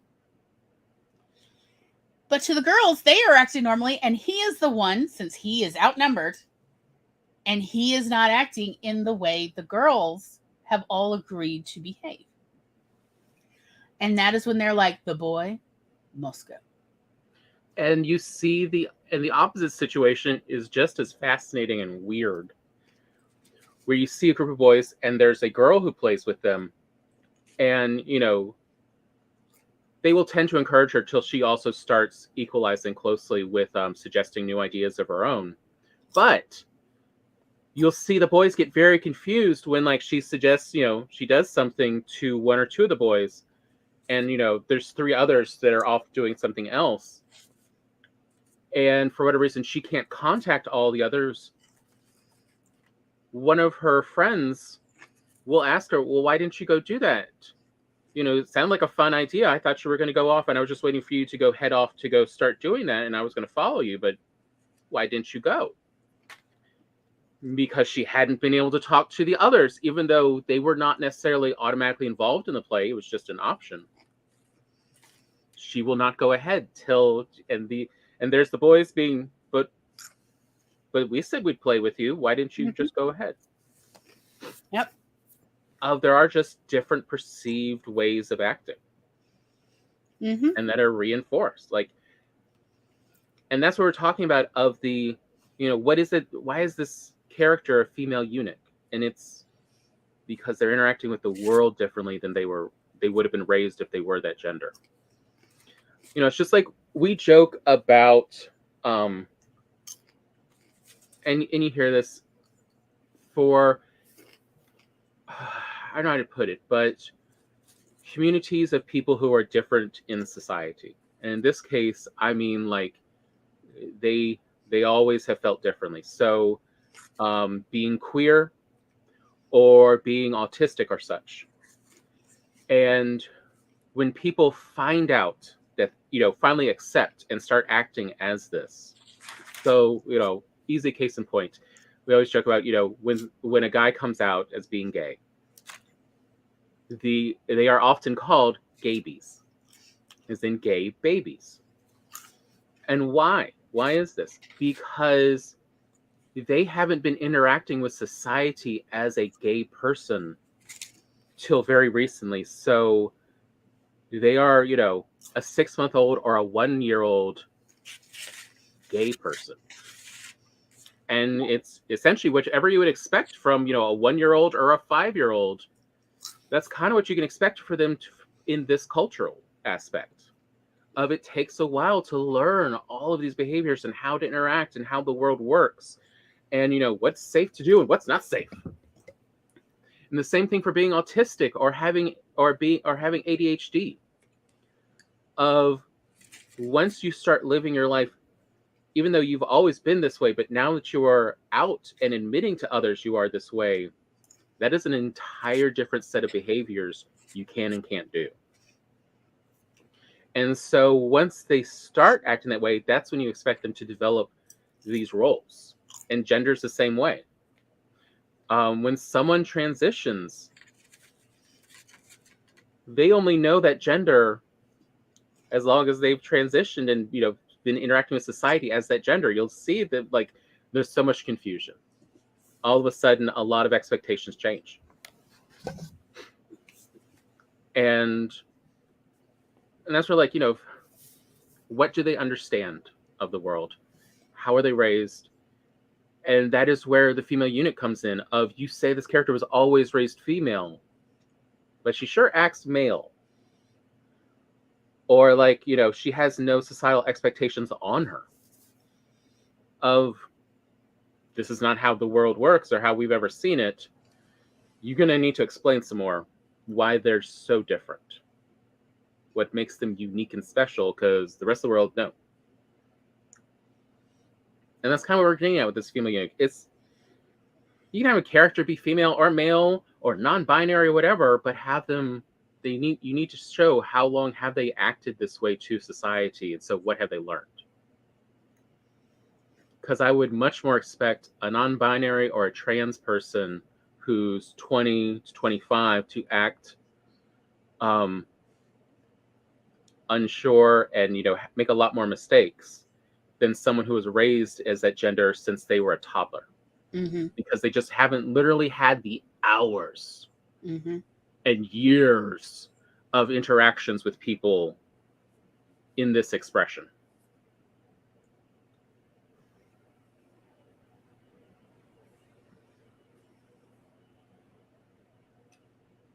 Good point. And, like, I think that's kind of what, gets Glory start going on Moana. Oh, okay. Well, since you said it. Y'all, I've been listening all week. Moana clearly has boobies. For the most part, most females I know develop boobies around the time that they start having their period. Somewhere in there. Are y'all trying to tell me that Moana went on a trip of undisclosed length of time And her mother, who packed her bag, did not put anything in for her period because let me tell you right now, what is she supposed to do? Free bleed into the ocean? Are you trying to tell me? Why didn't her mother just say, I packed all your things and also just in case your next moon comes before you get home? Because, as Tom pointed out, sharks hate the smell of human blood, but orcas love it. Yum, yum, yum. Delicious Moana sandwich. Is she supposed to be free bleeding into the ocean? What the hell is this? Like, as if the people of Montanui are like, oh no, what could possibly like be concerned with you bleeding blood into the ocean? Because also, like, hardly any young girl, because Moana is at least of middle school age-ish, hardly any of them have a normalized period. So it's pretty much you never know when it's going to start. It could start next week. It could start next month. It could start, 6 months from now again, like in their next period. There's just no way to predict because it takes literally years. The shortest I've ever heard from when a girl first got her period to when it was predictable, like she knew exactly how many days till her next period. The shortest I had ever heard in my entire life was 2.5 years. 2.5 years of chaos.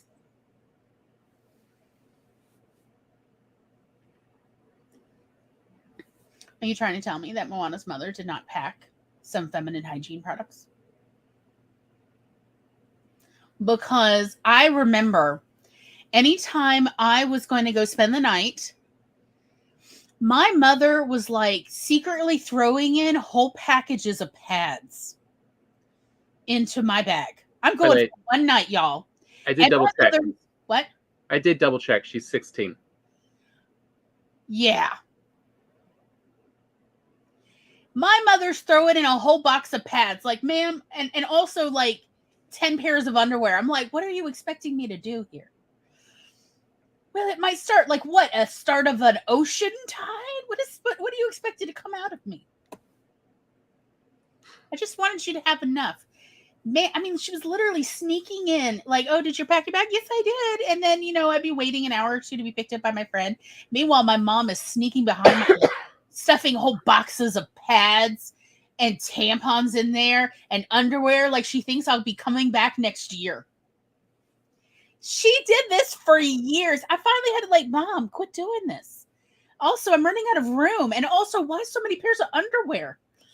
I just want you to like always have clean underwear. Like, I'm going to be gone for less than 18 hours. I am not going through a pair an hour. But she wanted me to be sure to not, be upset if my period started and that she didn't want me to, essentially like if you feel unclean or you feel like other people can smell you, it can really put a dampener on your good day. And I come to find out, and like, this is story time. So when I was a teenager, I was babysitting like 40 to 80 hours a week. And on top of all of that, if I wasn't working overnight, like on the weekends as a babysitter, then I was spending the night at a sleepover. And most of the sleepovers at the time were multiple girls, multiple young women. And one of the things we used to do when we would get together on a Friday or Saturday night is we would all get into the living room of whatever house we were in or somebody's bedroom with our overnight bags, open them up, and then share with each other all the crazy things our mom had packed for us. Now, we're all teenagers and we've all packed our bag, but then our mothers had all sneaked other things in. And I want you to keep in mind, on top of like everybody brought an overnight bag, everybody also brought a snack to share and a 2-liter bottle of soda. This was like pretty much any sleepover. Everybody brought a 2-liter bottle of soda and a big, like a snack, like a family size bag of chips or something. And one time, one of the girls like, here, I have a $20 bill for us to order pizza. Like, okay, cool. In the bags would be, like, we'd all pull out all the weird things our mom packed for us. And it would be like 5 bars of chocolate, 18 pairs of underwear, a huge box of Kotex. Huge, bigger than our heads. You know, like, why did your mom pack the 36-pack? I don't know. I don't know what she thought. We were just going to bleed on each other. What's going to happen? I don't know. Also, sometimes like 6 pairs of socks. What does your mother think we're doing here? I don't know. Multiple pillows were fine, but like it would just be like, why did your mom pack enough shampoo and conditioner for like the entire high school? And it's just like there were all of these. And maybe it's just me. Maybe it is just that women, moms in North Mississippi in the 90s were of a different kind than available now or available prior. I could be. I accept that. But like my mom was like, I swear, 20 years older than all the other moms. And she's packing, you know, a dozen pair of underwear for me. And not 1, but 2 boxes of pads. Why 1.5 boxes of pads, Mom? Well, the first box was you only half full, so I thought I'd pack another box of pads for you. Ma'am, who bleeds like this? And I just wanted to make sure you had enough. Like, these are your anxieties, not mine. Also, every girl, like, they're all teenagers, so they've all got feminine products at their house. And nobody's like, you can't use my pads, they're special. Nobody's saying that, okay? Or, you know, only tampons in this household. However, I have been told since that, like, in the 20-teens and 2020s, there are only tampon households and things like that, which blows my mind. Like, okay. Like, I have been told by young girls, young women, that there are now value judgments about certain feminine hygiene products. And like, you're an unclean person if you use pad, or you're an unclean person if you use one of those menstrual cups. And I'm like, what is this world? Now, I say, oh, that's so weird. And yet I grew up in an era where, you know, if you were a loose woman, you used tampons. Not because tampons will plug that hole, but because, like, you're used to something being in that hole, I guess. So, I mean, I kind of understand, but I'm also like, I thought it was the new century. Why are we still dealing with this BS? But we are. So, I look, as an autistic person. Go on. Tampons were always about microdosing Wikipedia. I don't know what it is, but apparently it seems, at least around here, there is a winner in the world of tampon. And that is the only thing I ever pick up, is ever ordered, and is almost always out of stock.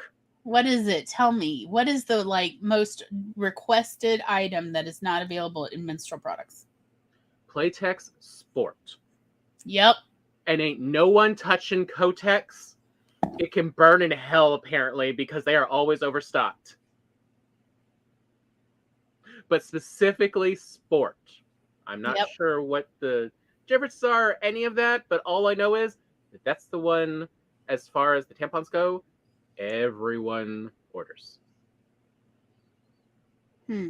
So I don't know, like, if it just, you know, they figured out some way to make it work for more people. I'm going to tell you something about Playtex. I suspect it's still true. You know, when they have those classes, those hygiene classes for kids, Playtex is the one who pays for the female boxes. Ah. And it's always Playtex Sports is the brand on the box. Oh, is it? Yeah. Okay, because Kotex... Even though I don't know the difference between regular Playtex and Playtex Sport. They all hurt for me. Like, I have Ehlers-Danlos and Playtex, and my whole do not mix. I have tried them all. I have tried them all, y'all. I have tried stuff that's now not on the market anymore and it's been discontinued for various reasons. And no. I mean, I like the Playtex applicator, but no. But seriously, Playtex Sport is the brand on the boxes they give out to 5th graders in Mississippi. Ah, okay, because it's like they are always well stocked with Kotex. Kotex has really got to do some more advertising and branding. You can always get a free box of Playtex Sport from the school nurse or the school secretary in every middle school and high school in Mississippi. I know that. So it's just it's the advertising. It's the brand. Thing that works. It's the thing you're already used to. You go with what you're used to versus because Playtex is physically uncomfortable for me because when it gets wet, it grows long. And that hurts when you sit down. When the tampon is peeking out and you try to sit and bend it, it hurts. It hurts so bad inside. So it does not work for my system. But that is the only thing the school nurse ever has is all these boxes of 2 or 4 pack boxes of Playtex Sport because they give them whole cases for free. And, schools ain't got no money, or at least they're not going to pay for feminine hygiene products, and they never have pads. So, however, I am very good at baking a pad out of a quarter of a roll of toilet paper. Oh, I am so good at it. I used to actually, girls would pull me aside in middle school and high school and say, hey, at the end of this class period, I need you to go to the bathroom with me and make me a pad because my period just started. Because the craftsmanship of my pads were great, y'all. I have so many tips and tricks I can give you. But anyway, I'm so good at making pads because they never gave out free pads. Because the only pads they give out were the ones you needed a belt for, and nobody brings the belt to school because it moves. It's just free swinging. Versus the ones with the adhesive at least stick to your underwear, which fit better. Versus those belts, it's not secured. It can move. Oh yes, aren't we all? I did not notice when this came up. I'm not entirely sure what this is a reference to, but I can honestly say that is why the Playtex Sport around here probably sells out, is because they actually give those out for free and everybody's used to that brand versus I have never seen a Kotex tampon at any school. Not ever in my entire life. Also, Playtex will install those vending dispensers in the girls' bathrooms for free, and the school makes a profit off of those. Versus no one else pays for those machines. Those machines cost money, y'all. I looked it up. And back in early 2000s money, that cost between $500 and $900 new to install those crappy vending machines. And Playtex will put them in for free and let the school make a profit off of it. Again, branding. Being experienced making that. Oh, yes. Look, I think it's a skill everybody should learn. You know what? You never know when somebody's going to have an injury and you need to make a pad and then tape it to their arm or chest or whatever. So making a pad out of toilet paper, I think it's just a good skill. Oh, you've never heard of a pad with a belt? Eva, you have missed out on a terrible experience. Congratulations. It's like a medical corset. It is terrible. It is also so flimsy. So when I finally was able to find a belt, because I was just absolutely curious, I had grown up hearing older women talking about, and I say older, and they were probably 30 and 40s. But they would talk about, oh yeah, all we could wear, you girls don't know how easy you have it with maxi pads. All we had were, belted pads. And I was very curious. I had to go to a gas station in the middle of nowhere, Mississippi, to find a gas station that still sold the belts. This belt was in a box. The box had dust. We literally were measuring. It was like a 1/4 inch thick of dust on top of the box in this gas station. But I spent some money on the belt and the pads that supposedly went with it. Okay, y'all, even inside it was dusty. But anyway,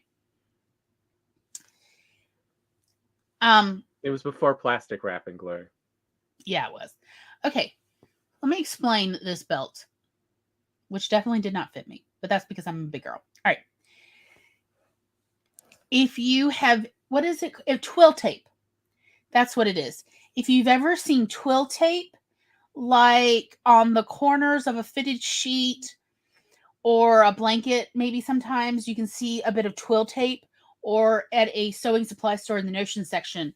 Imagine an entire belt made out of twill tape with just like a bra. What is this called? Strap. No, the adjusting thing right here. Oh, it's a notion, Glory. It's an adjustable. Yeah, notion. it's like, and that is what you use. It's just as lumpy, but it's threaded through so that you can adjust the size of the belt.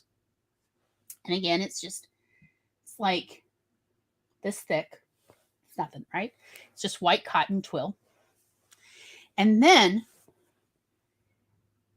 sewn is another piece of twill that goes, it doesn't go all the way to the middle of your crotch. It goes like 1/3 of the way. And then there's another piece hanging from the back. And on both ends of this twill is a rubber button sewn onto it. And the pad is the biggest medical pad you've ever seen. Like, I swear to God, it's thicker than my thumb joint of cotton. And there's it's an actual sewn button eye on the front and the back of the pad. And that is what you button the pad onto. And that is a belted menstrual pad. And you're supposed to wear this under your underwear. And it did not have like a plastic backing on the menstrual pad. So, yes, it could bleed through into your underwear. So you have absolutely no security. And there's a reason no one wore white when they had their period in the 50s and 60s and 70s. This definitely predates my bleeding years. I'll have to talk to Mom. Yes. Okay. Definitely look it up.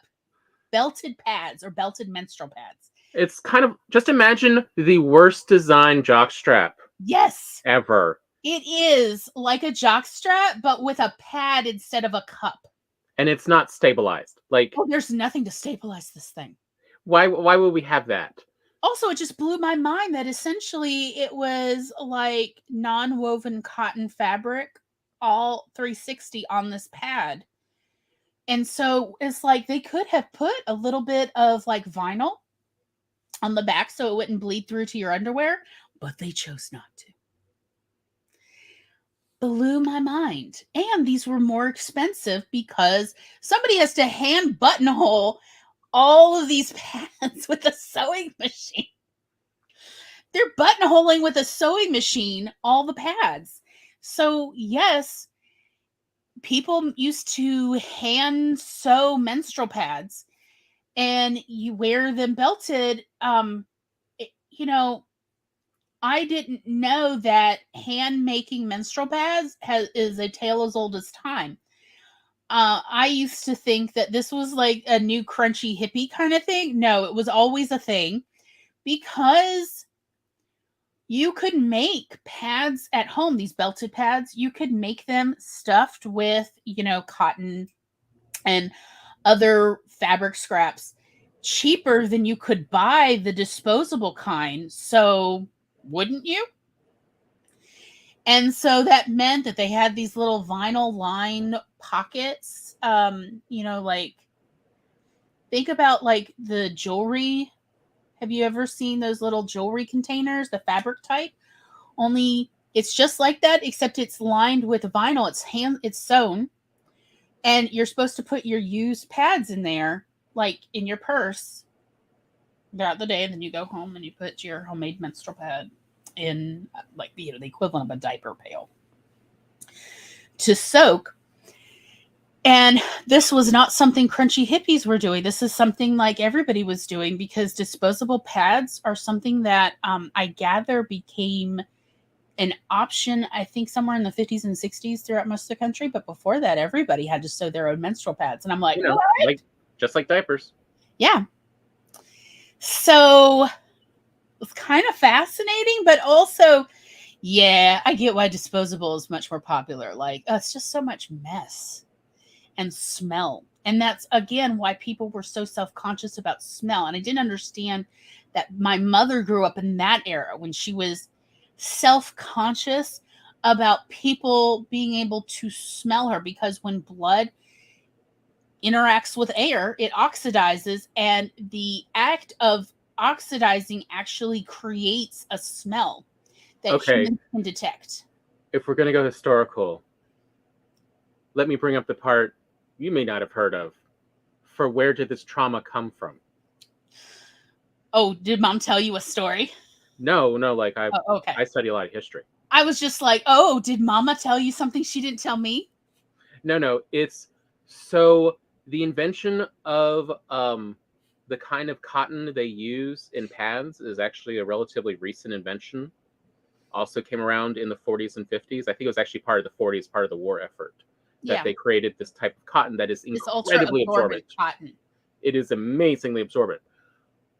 Before that, for the previous 50 years, 100 years really, I thought it was Civil War.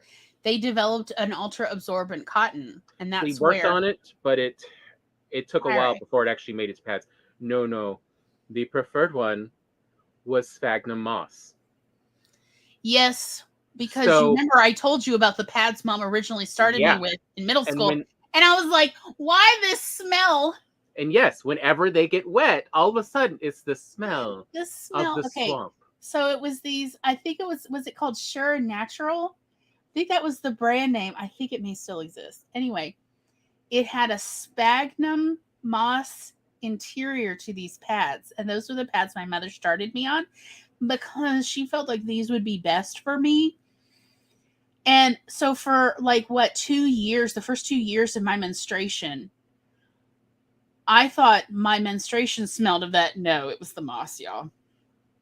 And I very happily moved to a pad without moss in it.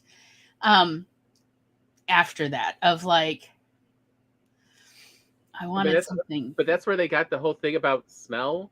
It was actually because once any real amount of humidity hits this, especially like, blood, it smells, so you need to change it much more often. And I think that's where a lot of their... No, there's a different smell with menstrual blood. Oh, I know, but no, it's just any smell. Remember, like, we're talking about a society that anything is not, baby powder is not clean. I remember what Mom grew up in, like, that was a crazy society of any smell that wasn't baby powder was, what's wrong with you? You smell like working class. Like, sphagnum moss in a pad smells to me like a forest floor. It's kind of always musty. Yes, always musty. Versus menstrual blood to me has a smell that, I don't know, there's a little bit more of an ammonia scent in there, as well as definitely the smell of iron. Yeah. I've had so many nosebleeds. Like, I know what the smell of blood smells like. And also, as y'all know, I have a very sensitive sense of smell. So, I think, yeah, people used to have more of a concern of just having any smell versus a specific smell. Yeah. And so they were always trying to cover up the smell with perfumes. And we know this for hundreds of years in Europe, people have had this concern, understandably, and have been trying to cover up like any smell of human. But yeah. All right. Should we give everyone a break from this? From this adventure that nobody signed up for. Nope. But yeah, if you really want a wild ride, please be sure to Google menstrual belt and enjoy the inevitable museum pictures. And just be grateful you don't have to live this way. Because and who thought this was a good design? Because, like, look, I had paid for that one at that gas station. And so I was determined to try it out. And I essentially, like, jerry-rigged one that would fit me. So I could wear this thing when I had my period just to understand what it was like. And y'all, this thing moves so much. And I thought with my big thighs that I could, like, keep it from moving. It's like having a period on a swinging bridge. Only the swinging bridge is between your legs. It is a wild ride. There is absolutely no security. None whatsoever. But anyhow, not that anybody asked. Okay. When we come back, I don't know. We're just going to talk about random things. I'm going to tell you right now. So be sure to put in the comments if you have anything in mind you want us to talk about. We'll see y'all in approximately 10 minutes.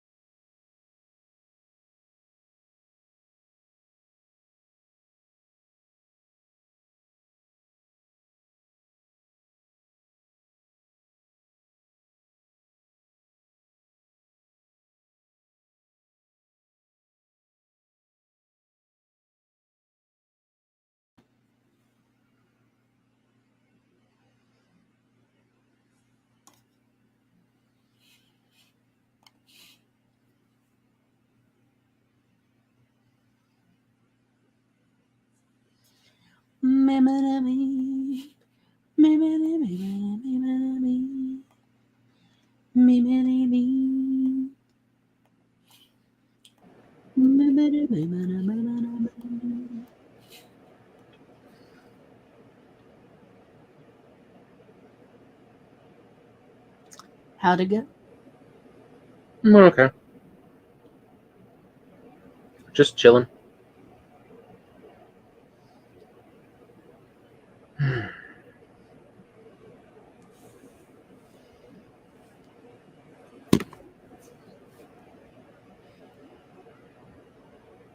Fancy meeting you here.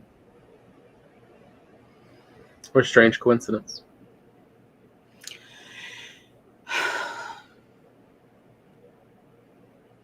Maybe it's a shortcoming of mine that I can't visualize any other ways somebody could accidentally make a female eunuch character and therefore, talk about it to like help talk people through it. It's like,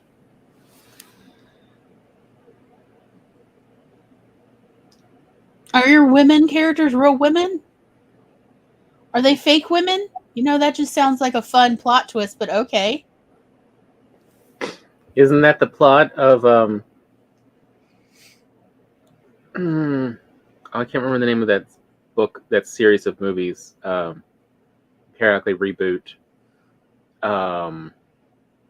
Stepford. Oh, the Stepford women.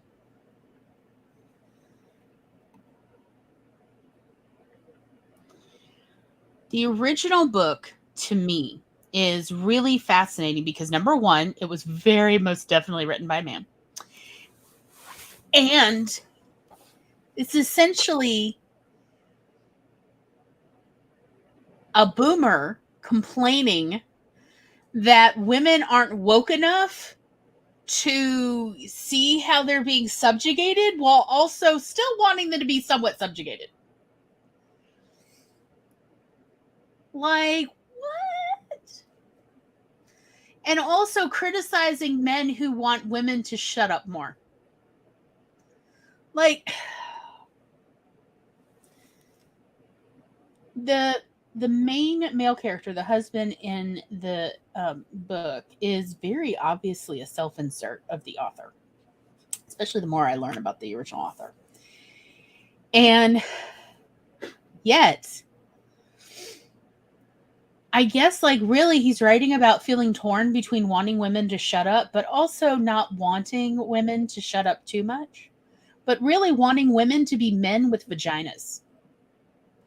And ultimately, I think that has not changed. Like, there are so many males, incels included, who really just, wish they were homosexual, but are not into peni that much. And I think it's definitely kind of an interesting conversation about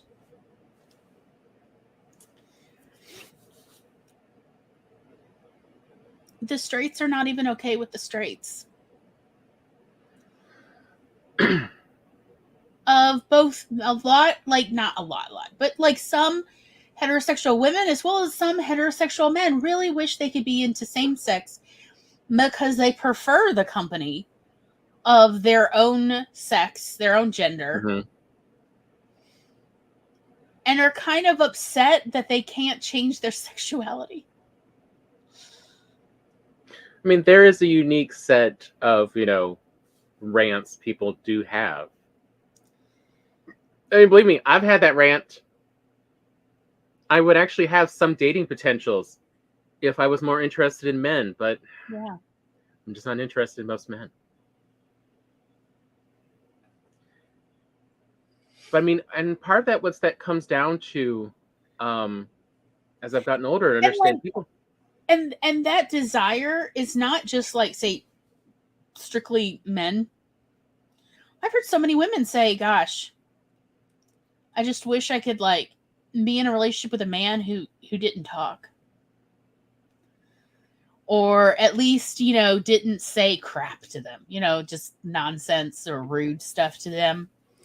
and also helped with the housework and the child rearing and stuff, but they feel kind of strapped in with, heterosexual men. So it's not like it's not like, oh, just misogynistic men. There's definitely plenty of heterosexual women who also have some frustration in this area. And it's like, I'm so sorry you're heterosexual, that you have limited options. Yeah.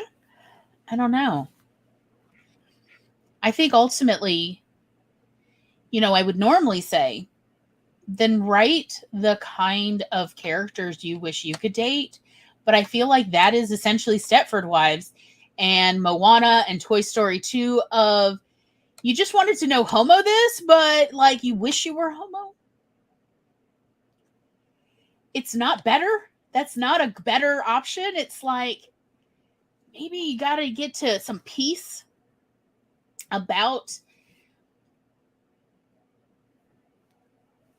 what would the ideal gender expression for you be of somebody you'd be attracted to, where they're still not just you with a vagina or you with, that terrible phrase I heard watching Sandman, a cream stick. It's terrible. Genuinely not okay with that. So gross also.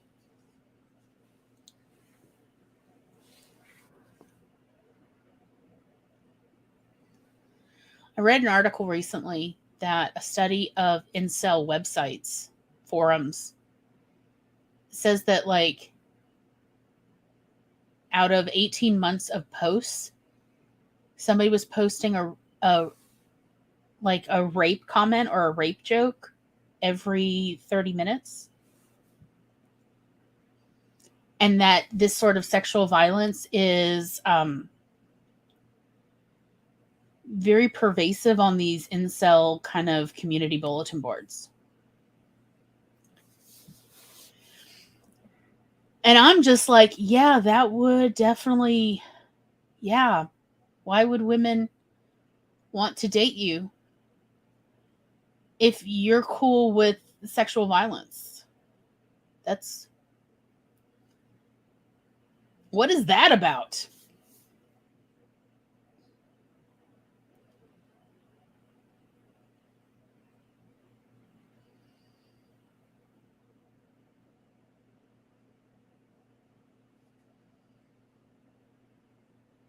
I can sit here in silence too, Tom. And what? I can sit here in silence too. I swear.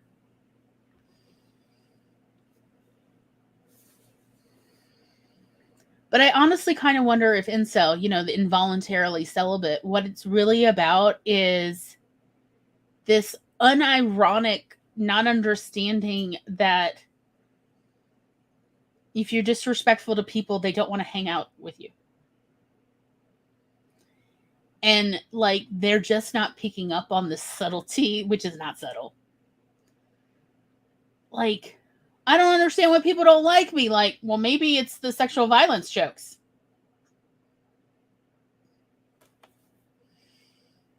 No, it could be that. It's because women have jobs.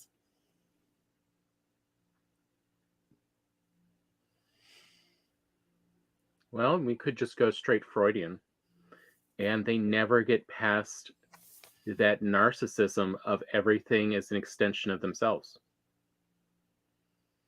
Because when you hear most men talk about women, who are, if not at least on the incel spectrum, you will often hear descriptors and phrases equivocating women to possessions.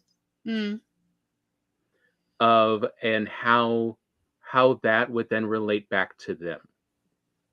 It doesn't have anything to do with that person and that person's own agency. It has to do still with the person on the incel spectrum. Of they still see the world through an incredibly narcissistic, it's all about me worldview. But plenty of people have a narcissistic worldview and are still able to date. Okay, sorry, you're right. Let me rephrase that. Grandiose narcissist. People only date grandiose narcissists when those narcissists have a lot of resources that they can mooch off of. Other than that, no, they drop them very quickly.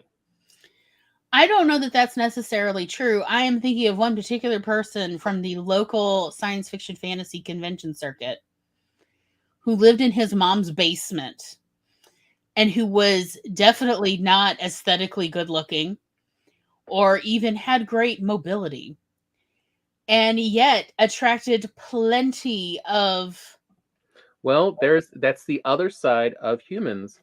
Um, Humans are trusting. So whatever you say about yourself, most humans are, more than half will have a tendency to believe. Hence, the former Cheeto, you know, of obscurity, saying all the stuff about themselves and people believing it, even though there's literally no facts to back this up. They just go with it because no one would say so. Humans are by their nature trusting. This is what's been required for us to build society and work together, is we have to trust each other. And there's those that abuse it and use it to their own end. And that is where grandiose narcissism benefits. Of where you would think this would be, a hindrance. There's a large enough percentage of the population that will, we would say fall for it, but will fall in line with what they're saying, that they continue on to exist. They benefit.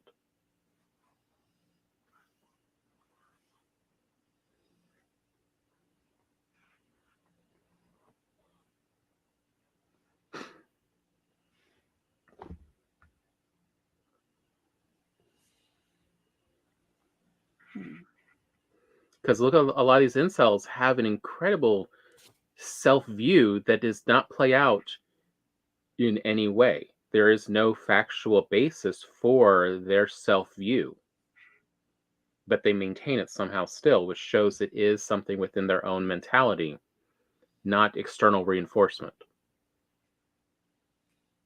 And so I think that's really what you're seeing with incels, but people are raising their standards, so they're no longer willing to put up with as much of it. Yeah. So they are not having as much, chances to find people to date that they used to, because it used to be society would exclude women if they did not have a man with them. It's true. Every time, so like one of my fantasies is supper clubs. Don't ask, it's weird. But I like the idea of music and there being like a dance floor with dancing that like is not complicated. And but there being a live band, and like I'm a fan of steak dinners. But so sometimes like I would look up historical references to supper clubs and what were they like and what caused them to fall out of favor and so on. And one of the things I came across again and again, which really kind of kills my fantasy buzz, is that the majority of supper clubs did not allow female members. Only men could join the club, and then they could bring a guest of any gender. So the majority of men obviously would bring women as dates, or they were married to or whatever. But it was essentially a man's club, but with a different name, barely a different name. And so even if you wanted to go to these, and apparently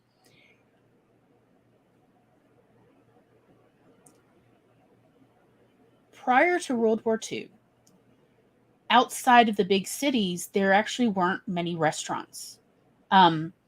And the few restaurants there were usually literally inside train stations. And they were simply for, again, like this is my extensive research. They were because only certain train lines even had a restaurant car. And those were the Harvey girls, the Harvey restaurant. And so most towns, in fact, or smaller towns of maybe less than 20,000 tended to only have one restaurant or no restaurants, which actually was shocking to me. To think of like a town with 20,000 people and not even a diner.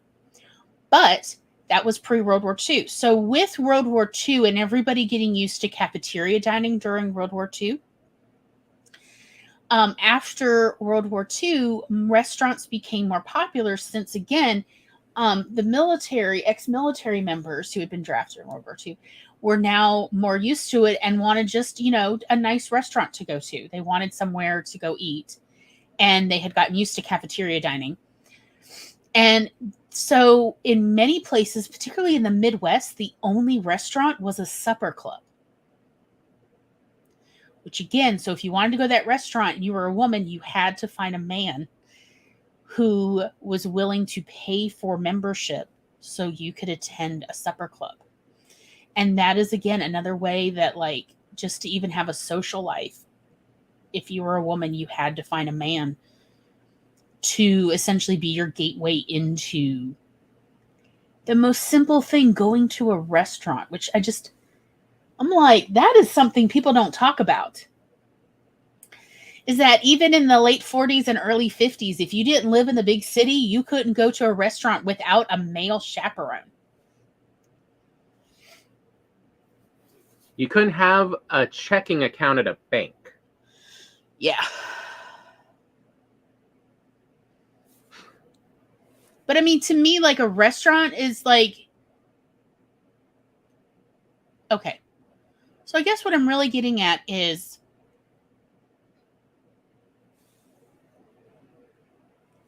I kind of understand why capitalism was really pushed by the silent generation and the boomers. Because the idea was, well, capitalism is better than the alternative because at least with capitalism, my money is good here. And so it's not we don't want your money because you're the wrong gender. It was, but it's capitalism. My money has no color. My money, my money should be good here no matter my gender or my skin tone. So I kind of understand a little bit better why people were like, hey, capitalism is good, because they can't just say, oh, well, it's, we're not as focused on cash. I mean, it's the same reason why, the Green Book was made. Yeah. Of if you are not the predominant group in power, it's hard to get even basic services you need as a human. Yes. Yeah, I know. Reading about supper clubs, I also saw that a lot of motels also did not rent out to women. And they were legally protected from renting out to women because of anti-prostitution laws. Yep. And so a lot of women had to sleep in their car if traveling across country and no man was in the car with them, which also made them less safe because violence.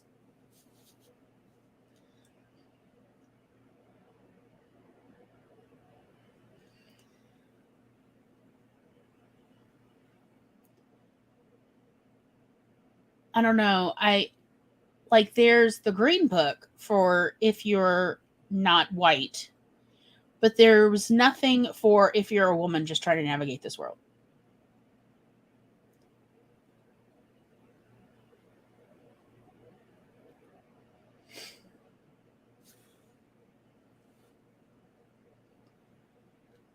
And I wonder why that is. But then again, there's like books like The Stepford Wives, where it's one man's rant about why can't women just be men with, different body parts.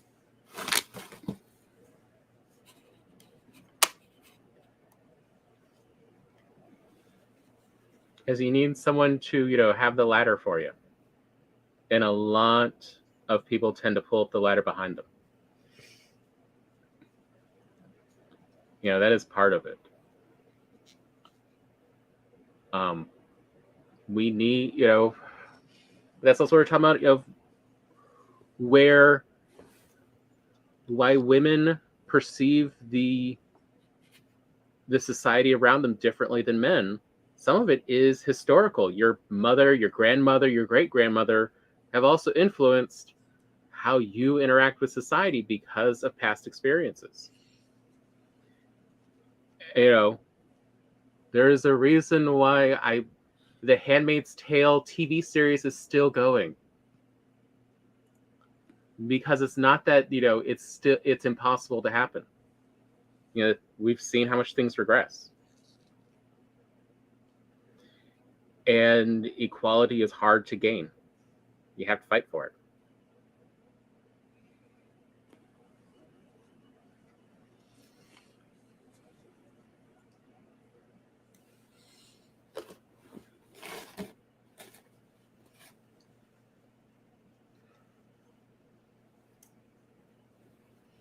But going back to the female eunuch,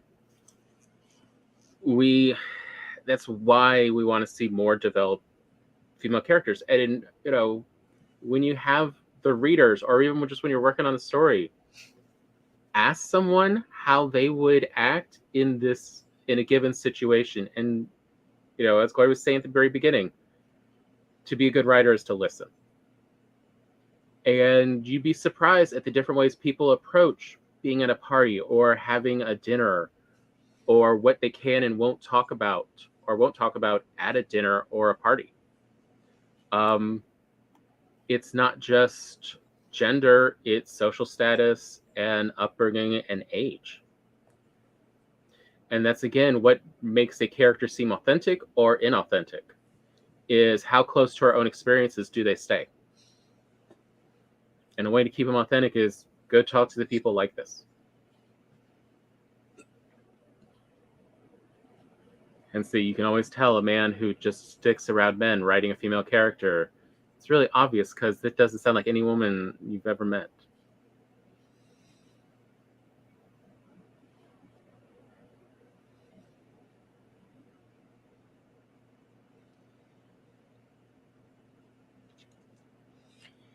It just, I realized how much just researching about supper clubs,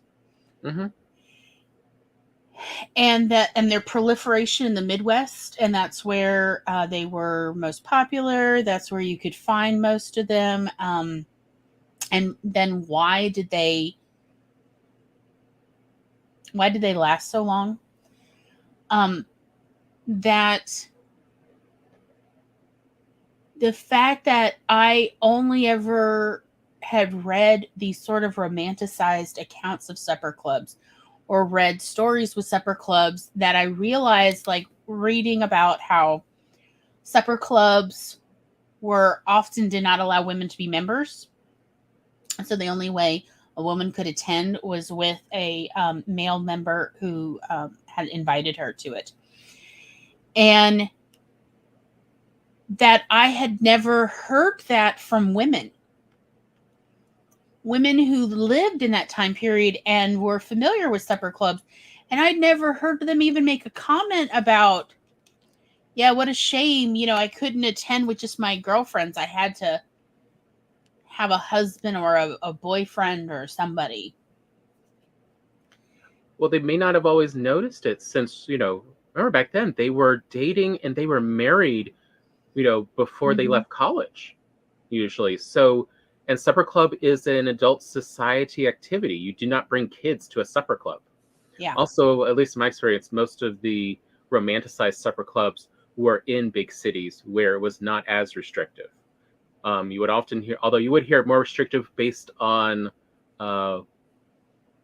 race and things that are pseudo race, so religion. Yeah. Were often more of the restrictors they would place there in the large cities. So it just depends on how they wanted to be, show their status. Because part of the reason they were doing that is status of, look who we can keep out and we are still functioning. Look how we are still supported. In the end, money speaks. It's true. But, those supper clubs in the Midwest were, as said, in smaller places, in smaller locations, and just people didn't talk about their experiences there as often. Also, why, if you had a family, why were you at a supper club? Versus we know from our own family's history, our grandmother talked about the ones down on the coast. And how, that is where a lot of business was done. And it was only special occasions that you wouldn't, that most people would go to a supper club. Otherwise, mostly it was just men after business if they didn't have someone to cook for them. Well, also, supper clubs were not as popular in the Deep South because country clubs were fulfilling that role. Yeah.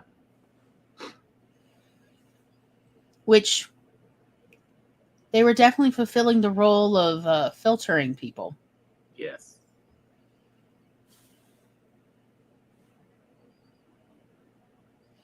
I think it was just more like it's a sort of what everyone knows. Like, the women just accepted that they did not have like an official country club membership, but rather it was through their husband's account.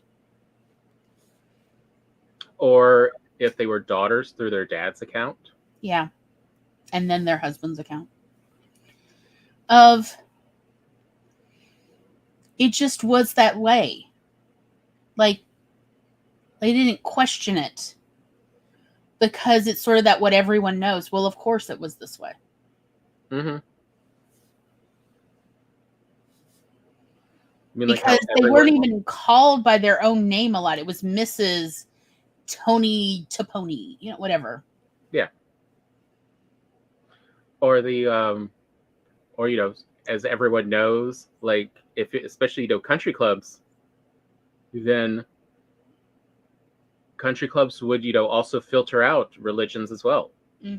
Of like you had to be a member of the right church to be part of that particular country club. Yeah. They were pseudo-religious institutions. And you would be kicked out of the country club if you were no longer in good standing with any of the churches that were members of that country club.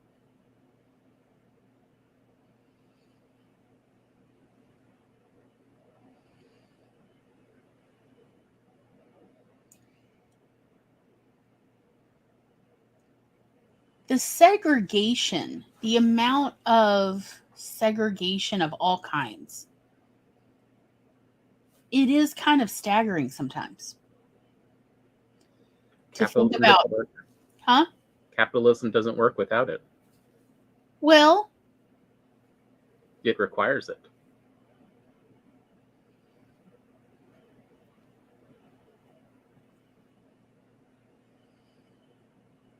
Like, people talk about, what is it called? These echo chambers that people just keep putting themselves in on social media as if it's a new thing. When, no, the odd part was, the 90s and 2000s where, it wasn't so widely segregated. Where diversity was welcomed in. I don't know that it was welcome, but it was there. What I mean is diversity was seen as a status symbol of look how diverse this is. Hence the colors of Benetton was literally built. The entire corporate identity was built on the look at all the different colors we have that fits all different skin tones.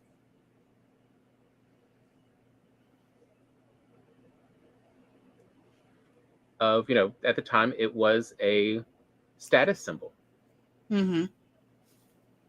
It's just what people make a status of versus making a status of how isolated you are. And we know those people. They are around here. They are around everywhere. I've heard you several times on this show I've lost count actually thinking about it, of mentioning the people who've never left a county, and that is their status symbol in their mind. Mm-hmm.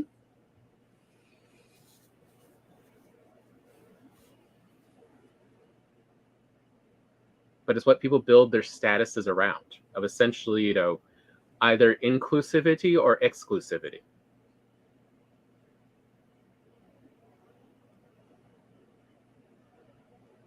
And inclusivity has gotten so cheap that exclusivity is now coming back in as the status symbol. How exclusive can you be? How demanding can you be? Can you require that a major clothing store only sell your clothes in giant black bags that they're not allowed to sort, and customers are required to go through if they want your product? No, seriously, like that has been a recent in the past year. Like, it's not, the bags aren't sorted or anything. They're sent just jumbled in. You have to find the specific one that fits you're looking for.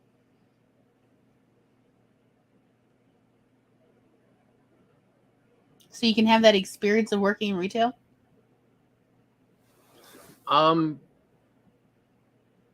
Well, it is a certain rapper known for their mental instability, so take your pick. There.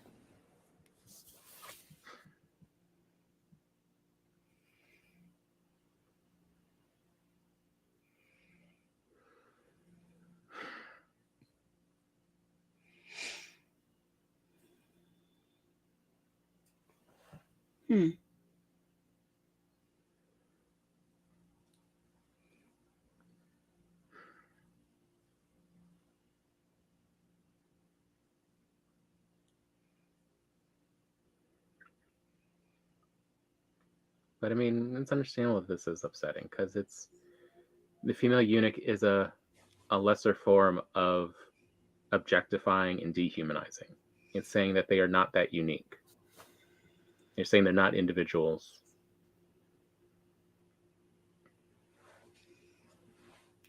And that is what, people in power complain about, of why aren't you easily predicted? Why are you not just like me?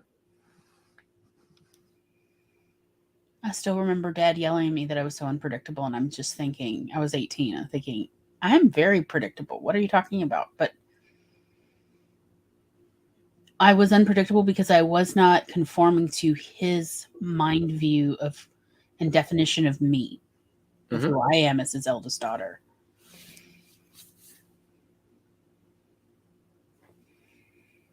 And that was the problem, was I was not adhering to his fantasy of me.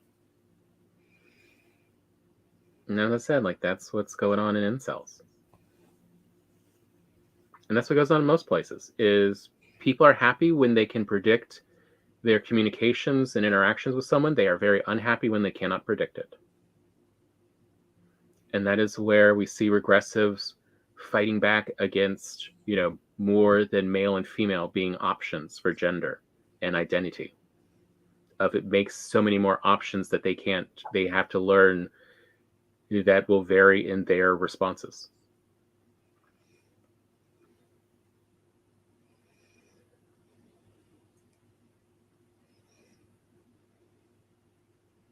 Versus every person's unique.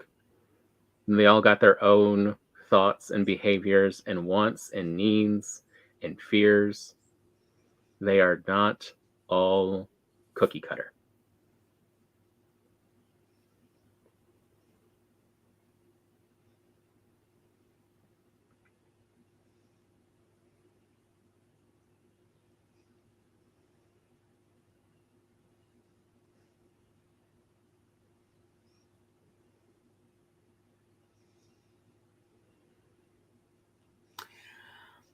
I think having female eunuch characters is really more of an indication of just not being very good at character design. Oh, yeah. It's just a sort of a glaring example.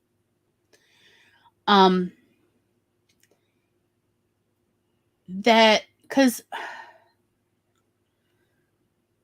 I have read some stories written by people I personally would have called incels, and yet they had female characters that I thought were pretty surprisingly well fleshed out,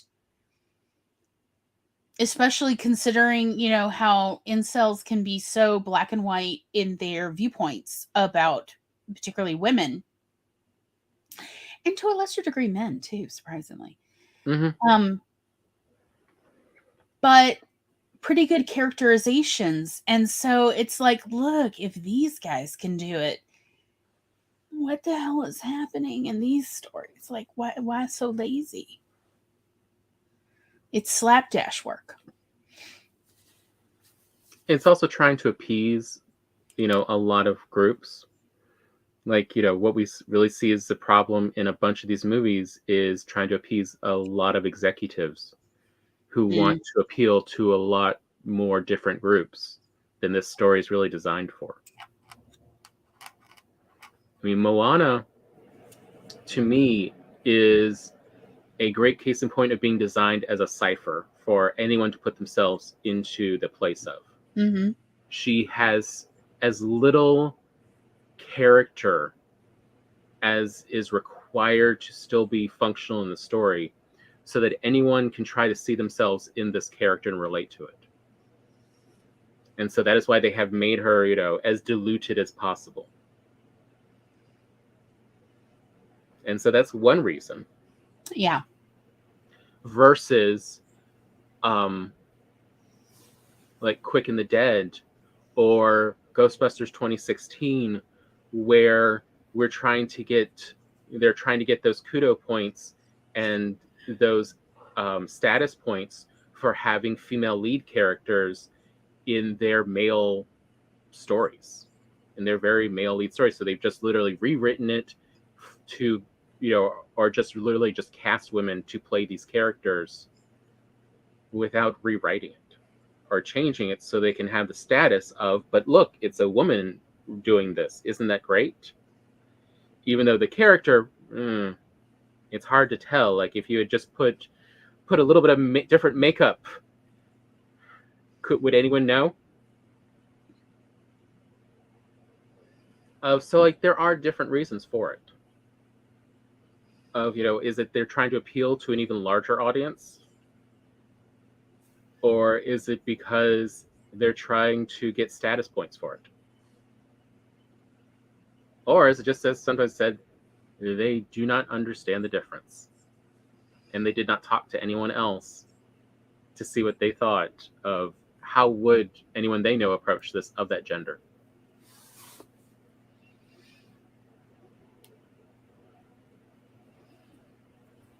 I think there's a lot of ways to get to Rome. Yes. Yes, there are. I honestly wonder if the Zoe character in Firefly originally was supposed to be a gay man.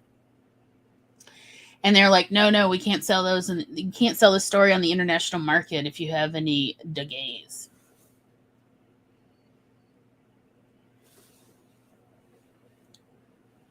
It's quite possible. God knows at the time he was trying everything he could to upset the execs making Firefly. So probably, since he'd already had several gay characters in the previous story universes.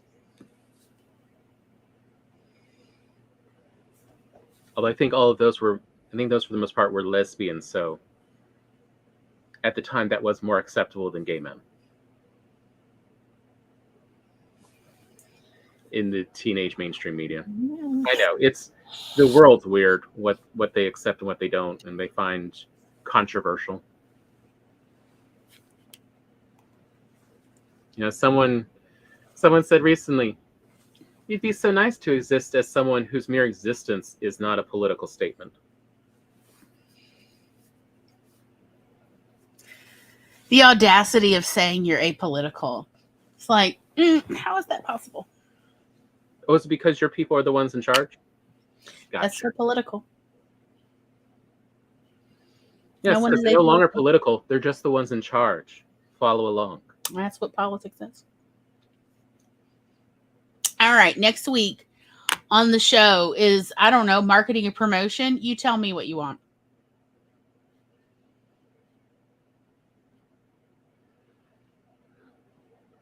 Shall we talk about memes?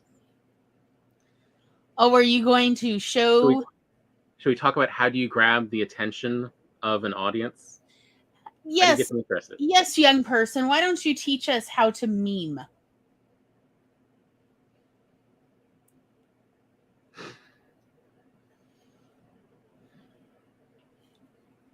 It just feels so wrong at my age that it's just. You mean like, here, let me fix my glasses and pull up some site, a meme site full of blank memes. That, and also just the, what was it? Steve Buscemi with a skateboard?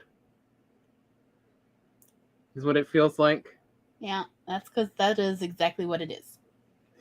Hey, y'all, let me tell you what the young people consider hip. Yep.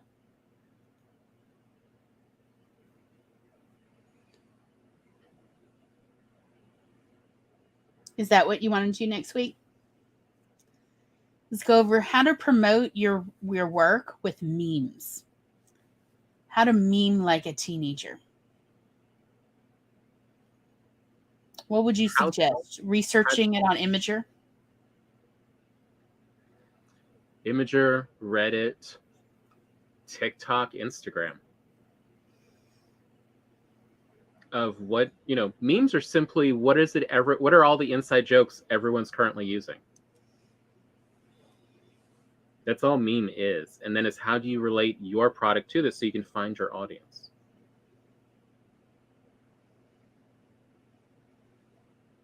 Meme is just another communication form. But that's a lot of TikTok too, is memes. Yeah. Well, all these songs, all these little bits. Oh no. Oh no. Oh no. Oh, whatever it is, Or it's corn. Mm-hmm. Or let the bodies hit the floor, I guess. Oh, that's just perennial glory. Then it's just a perennial. You can always get some people with any cute thing doing let the bodies hit the floor. I mean, did you not enjoy watching that cockatoo? I did, actually. I hate you. Doing the roar and everything. It was doing the roar! It would only be better if it was a toddler doing it. Yeah. Truly, let me sing you the song of my literal people.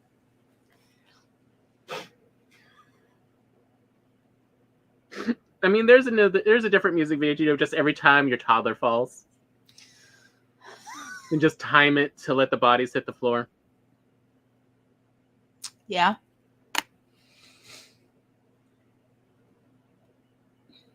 Yeah. Let's talk about, a new kind of advertising. Okay. And well, I guess, sort of the semi-new modern advertising. Because all advertising ever was grabbing the audience's attention and getting them interested. So here's the new way we do it. / old way. I mean, go watch 80s advertising or 70s advertising and go, wait, this seems familiar. You have to have a catchy tune that sticks in your head. You have to have a phrase that they keep saying and repeating.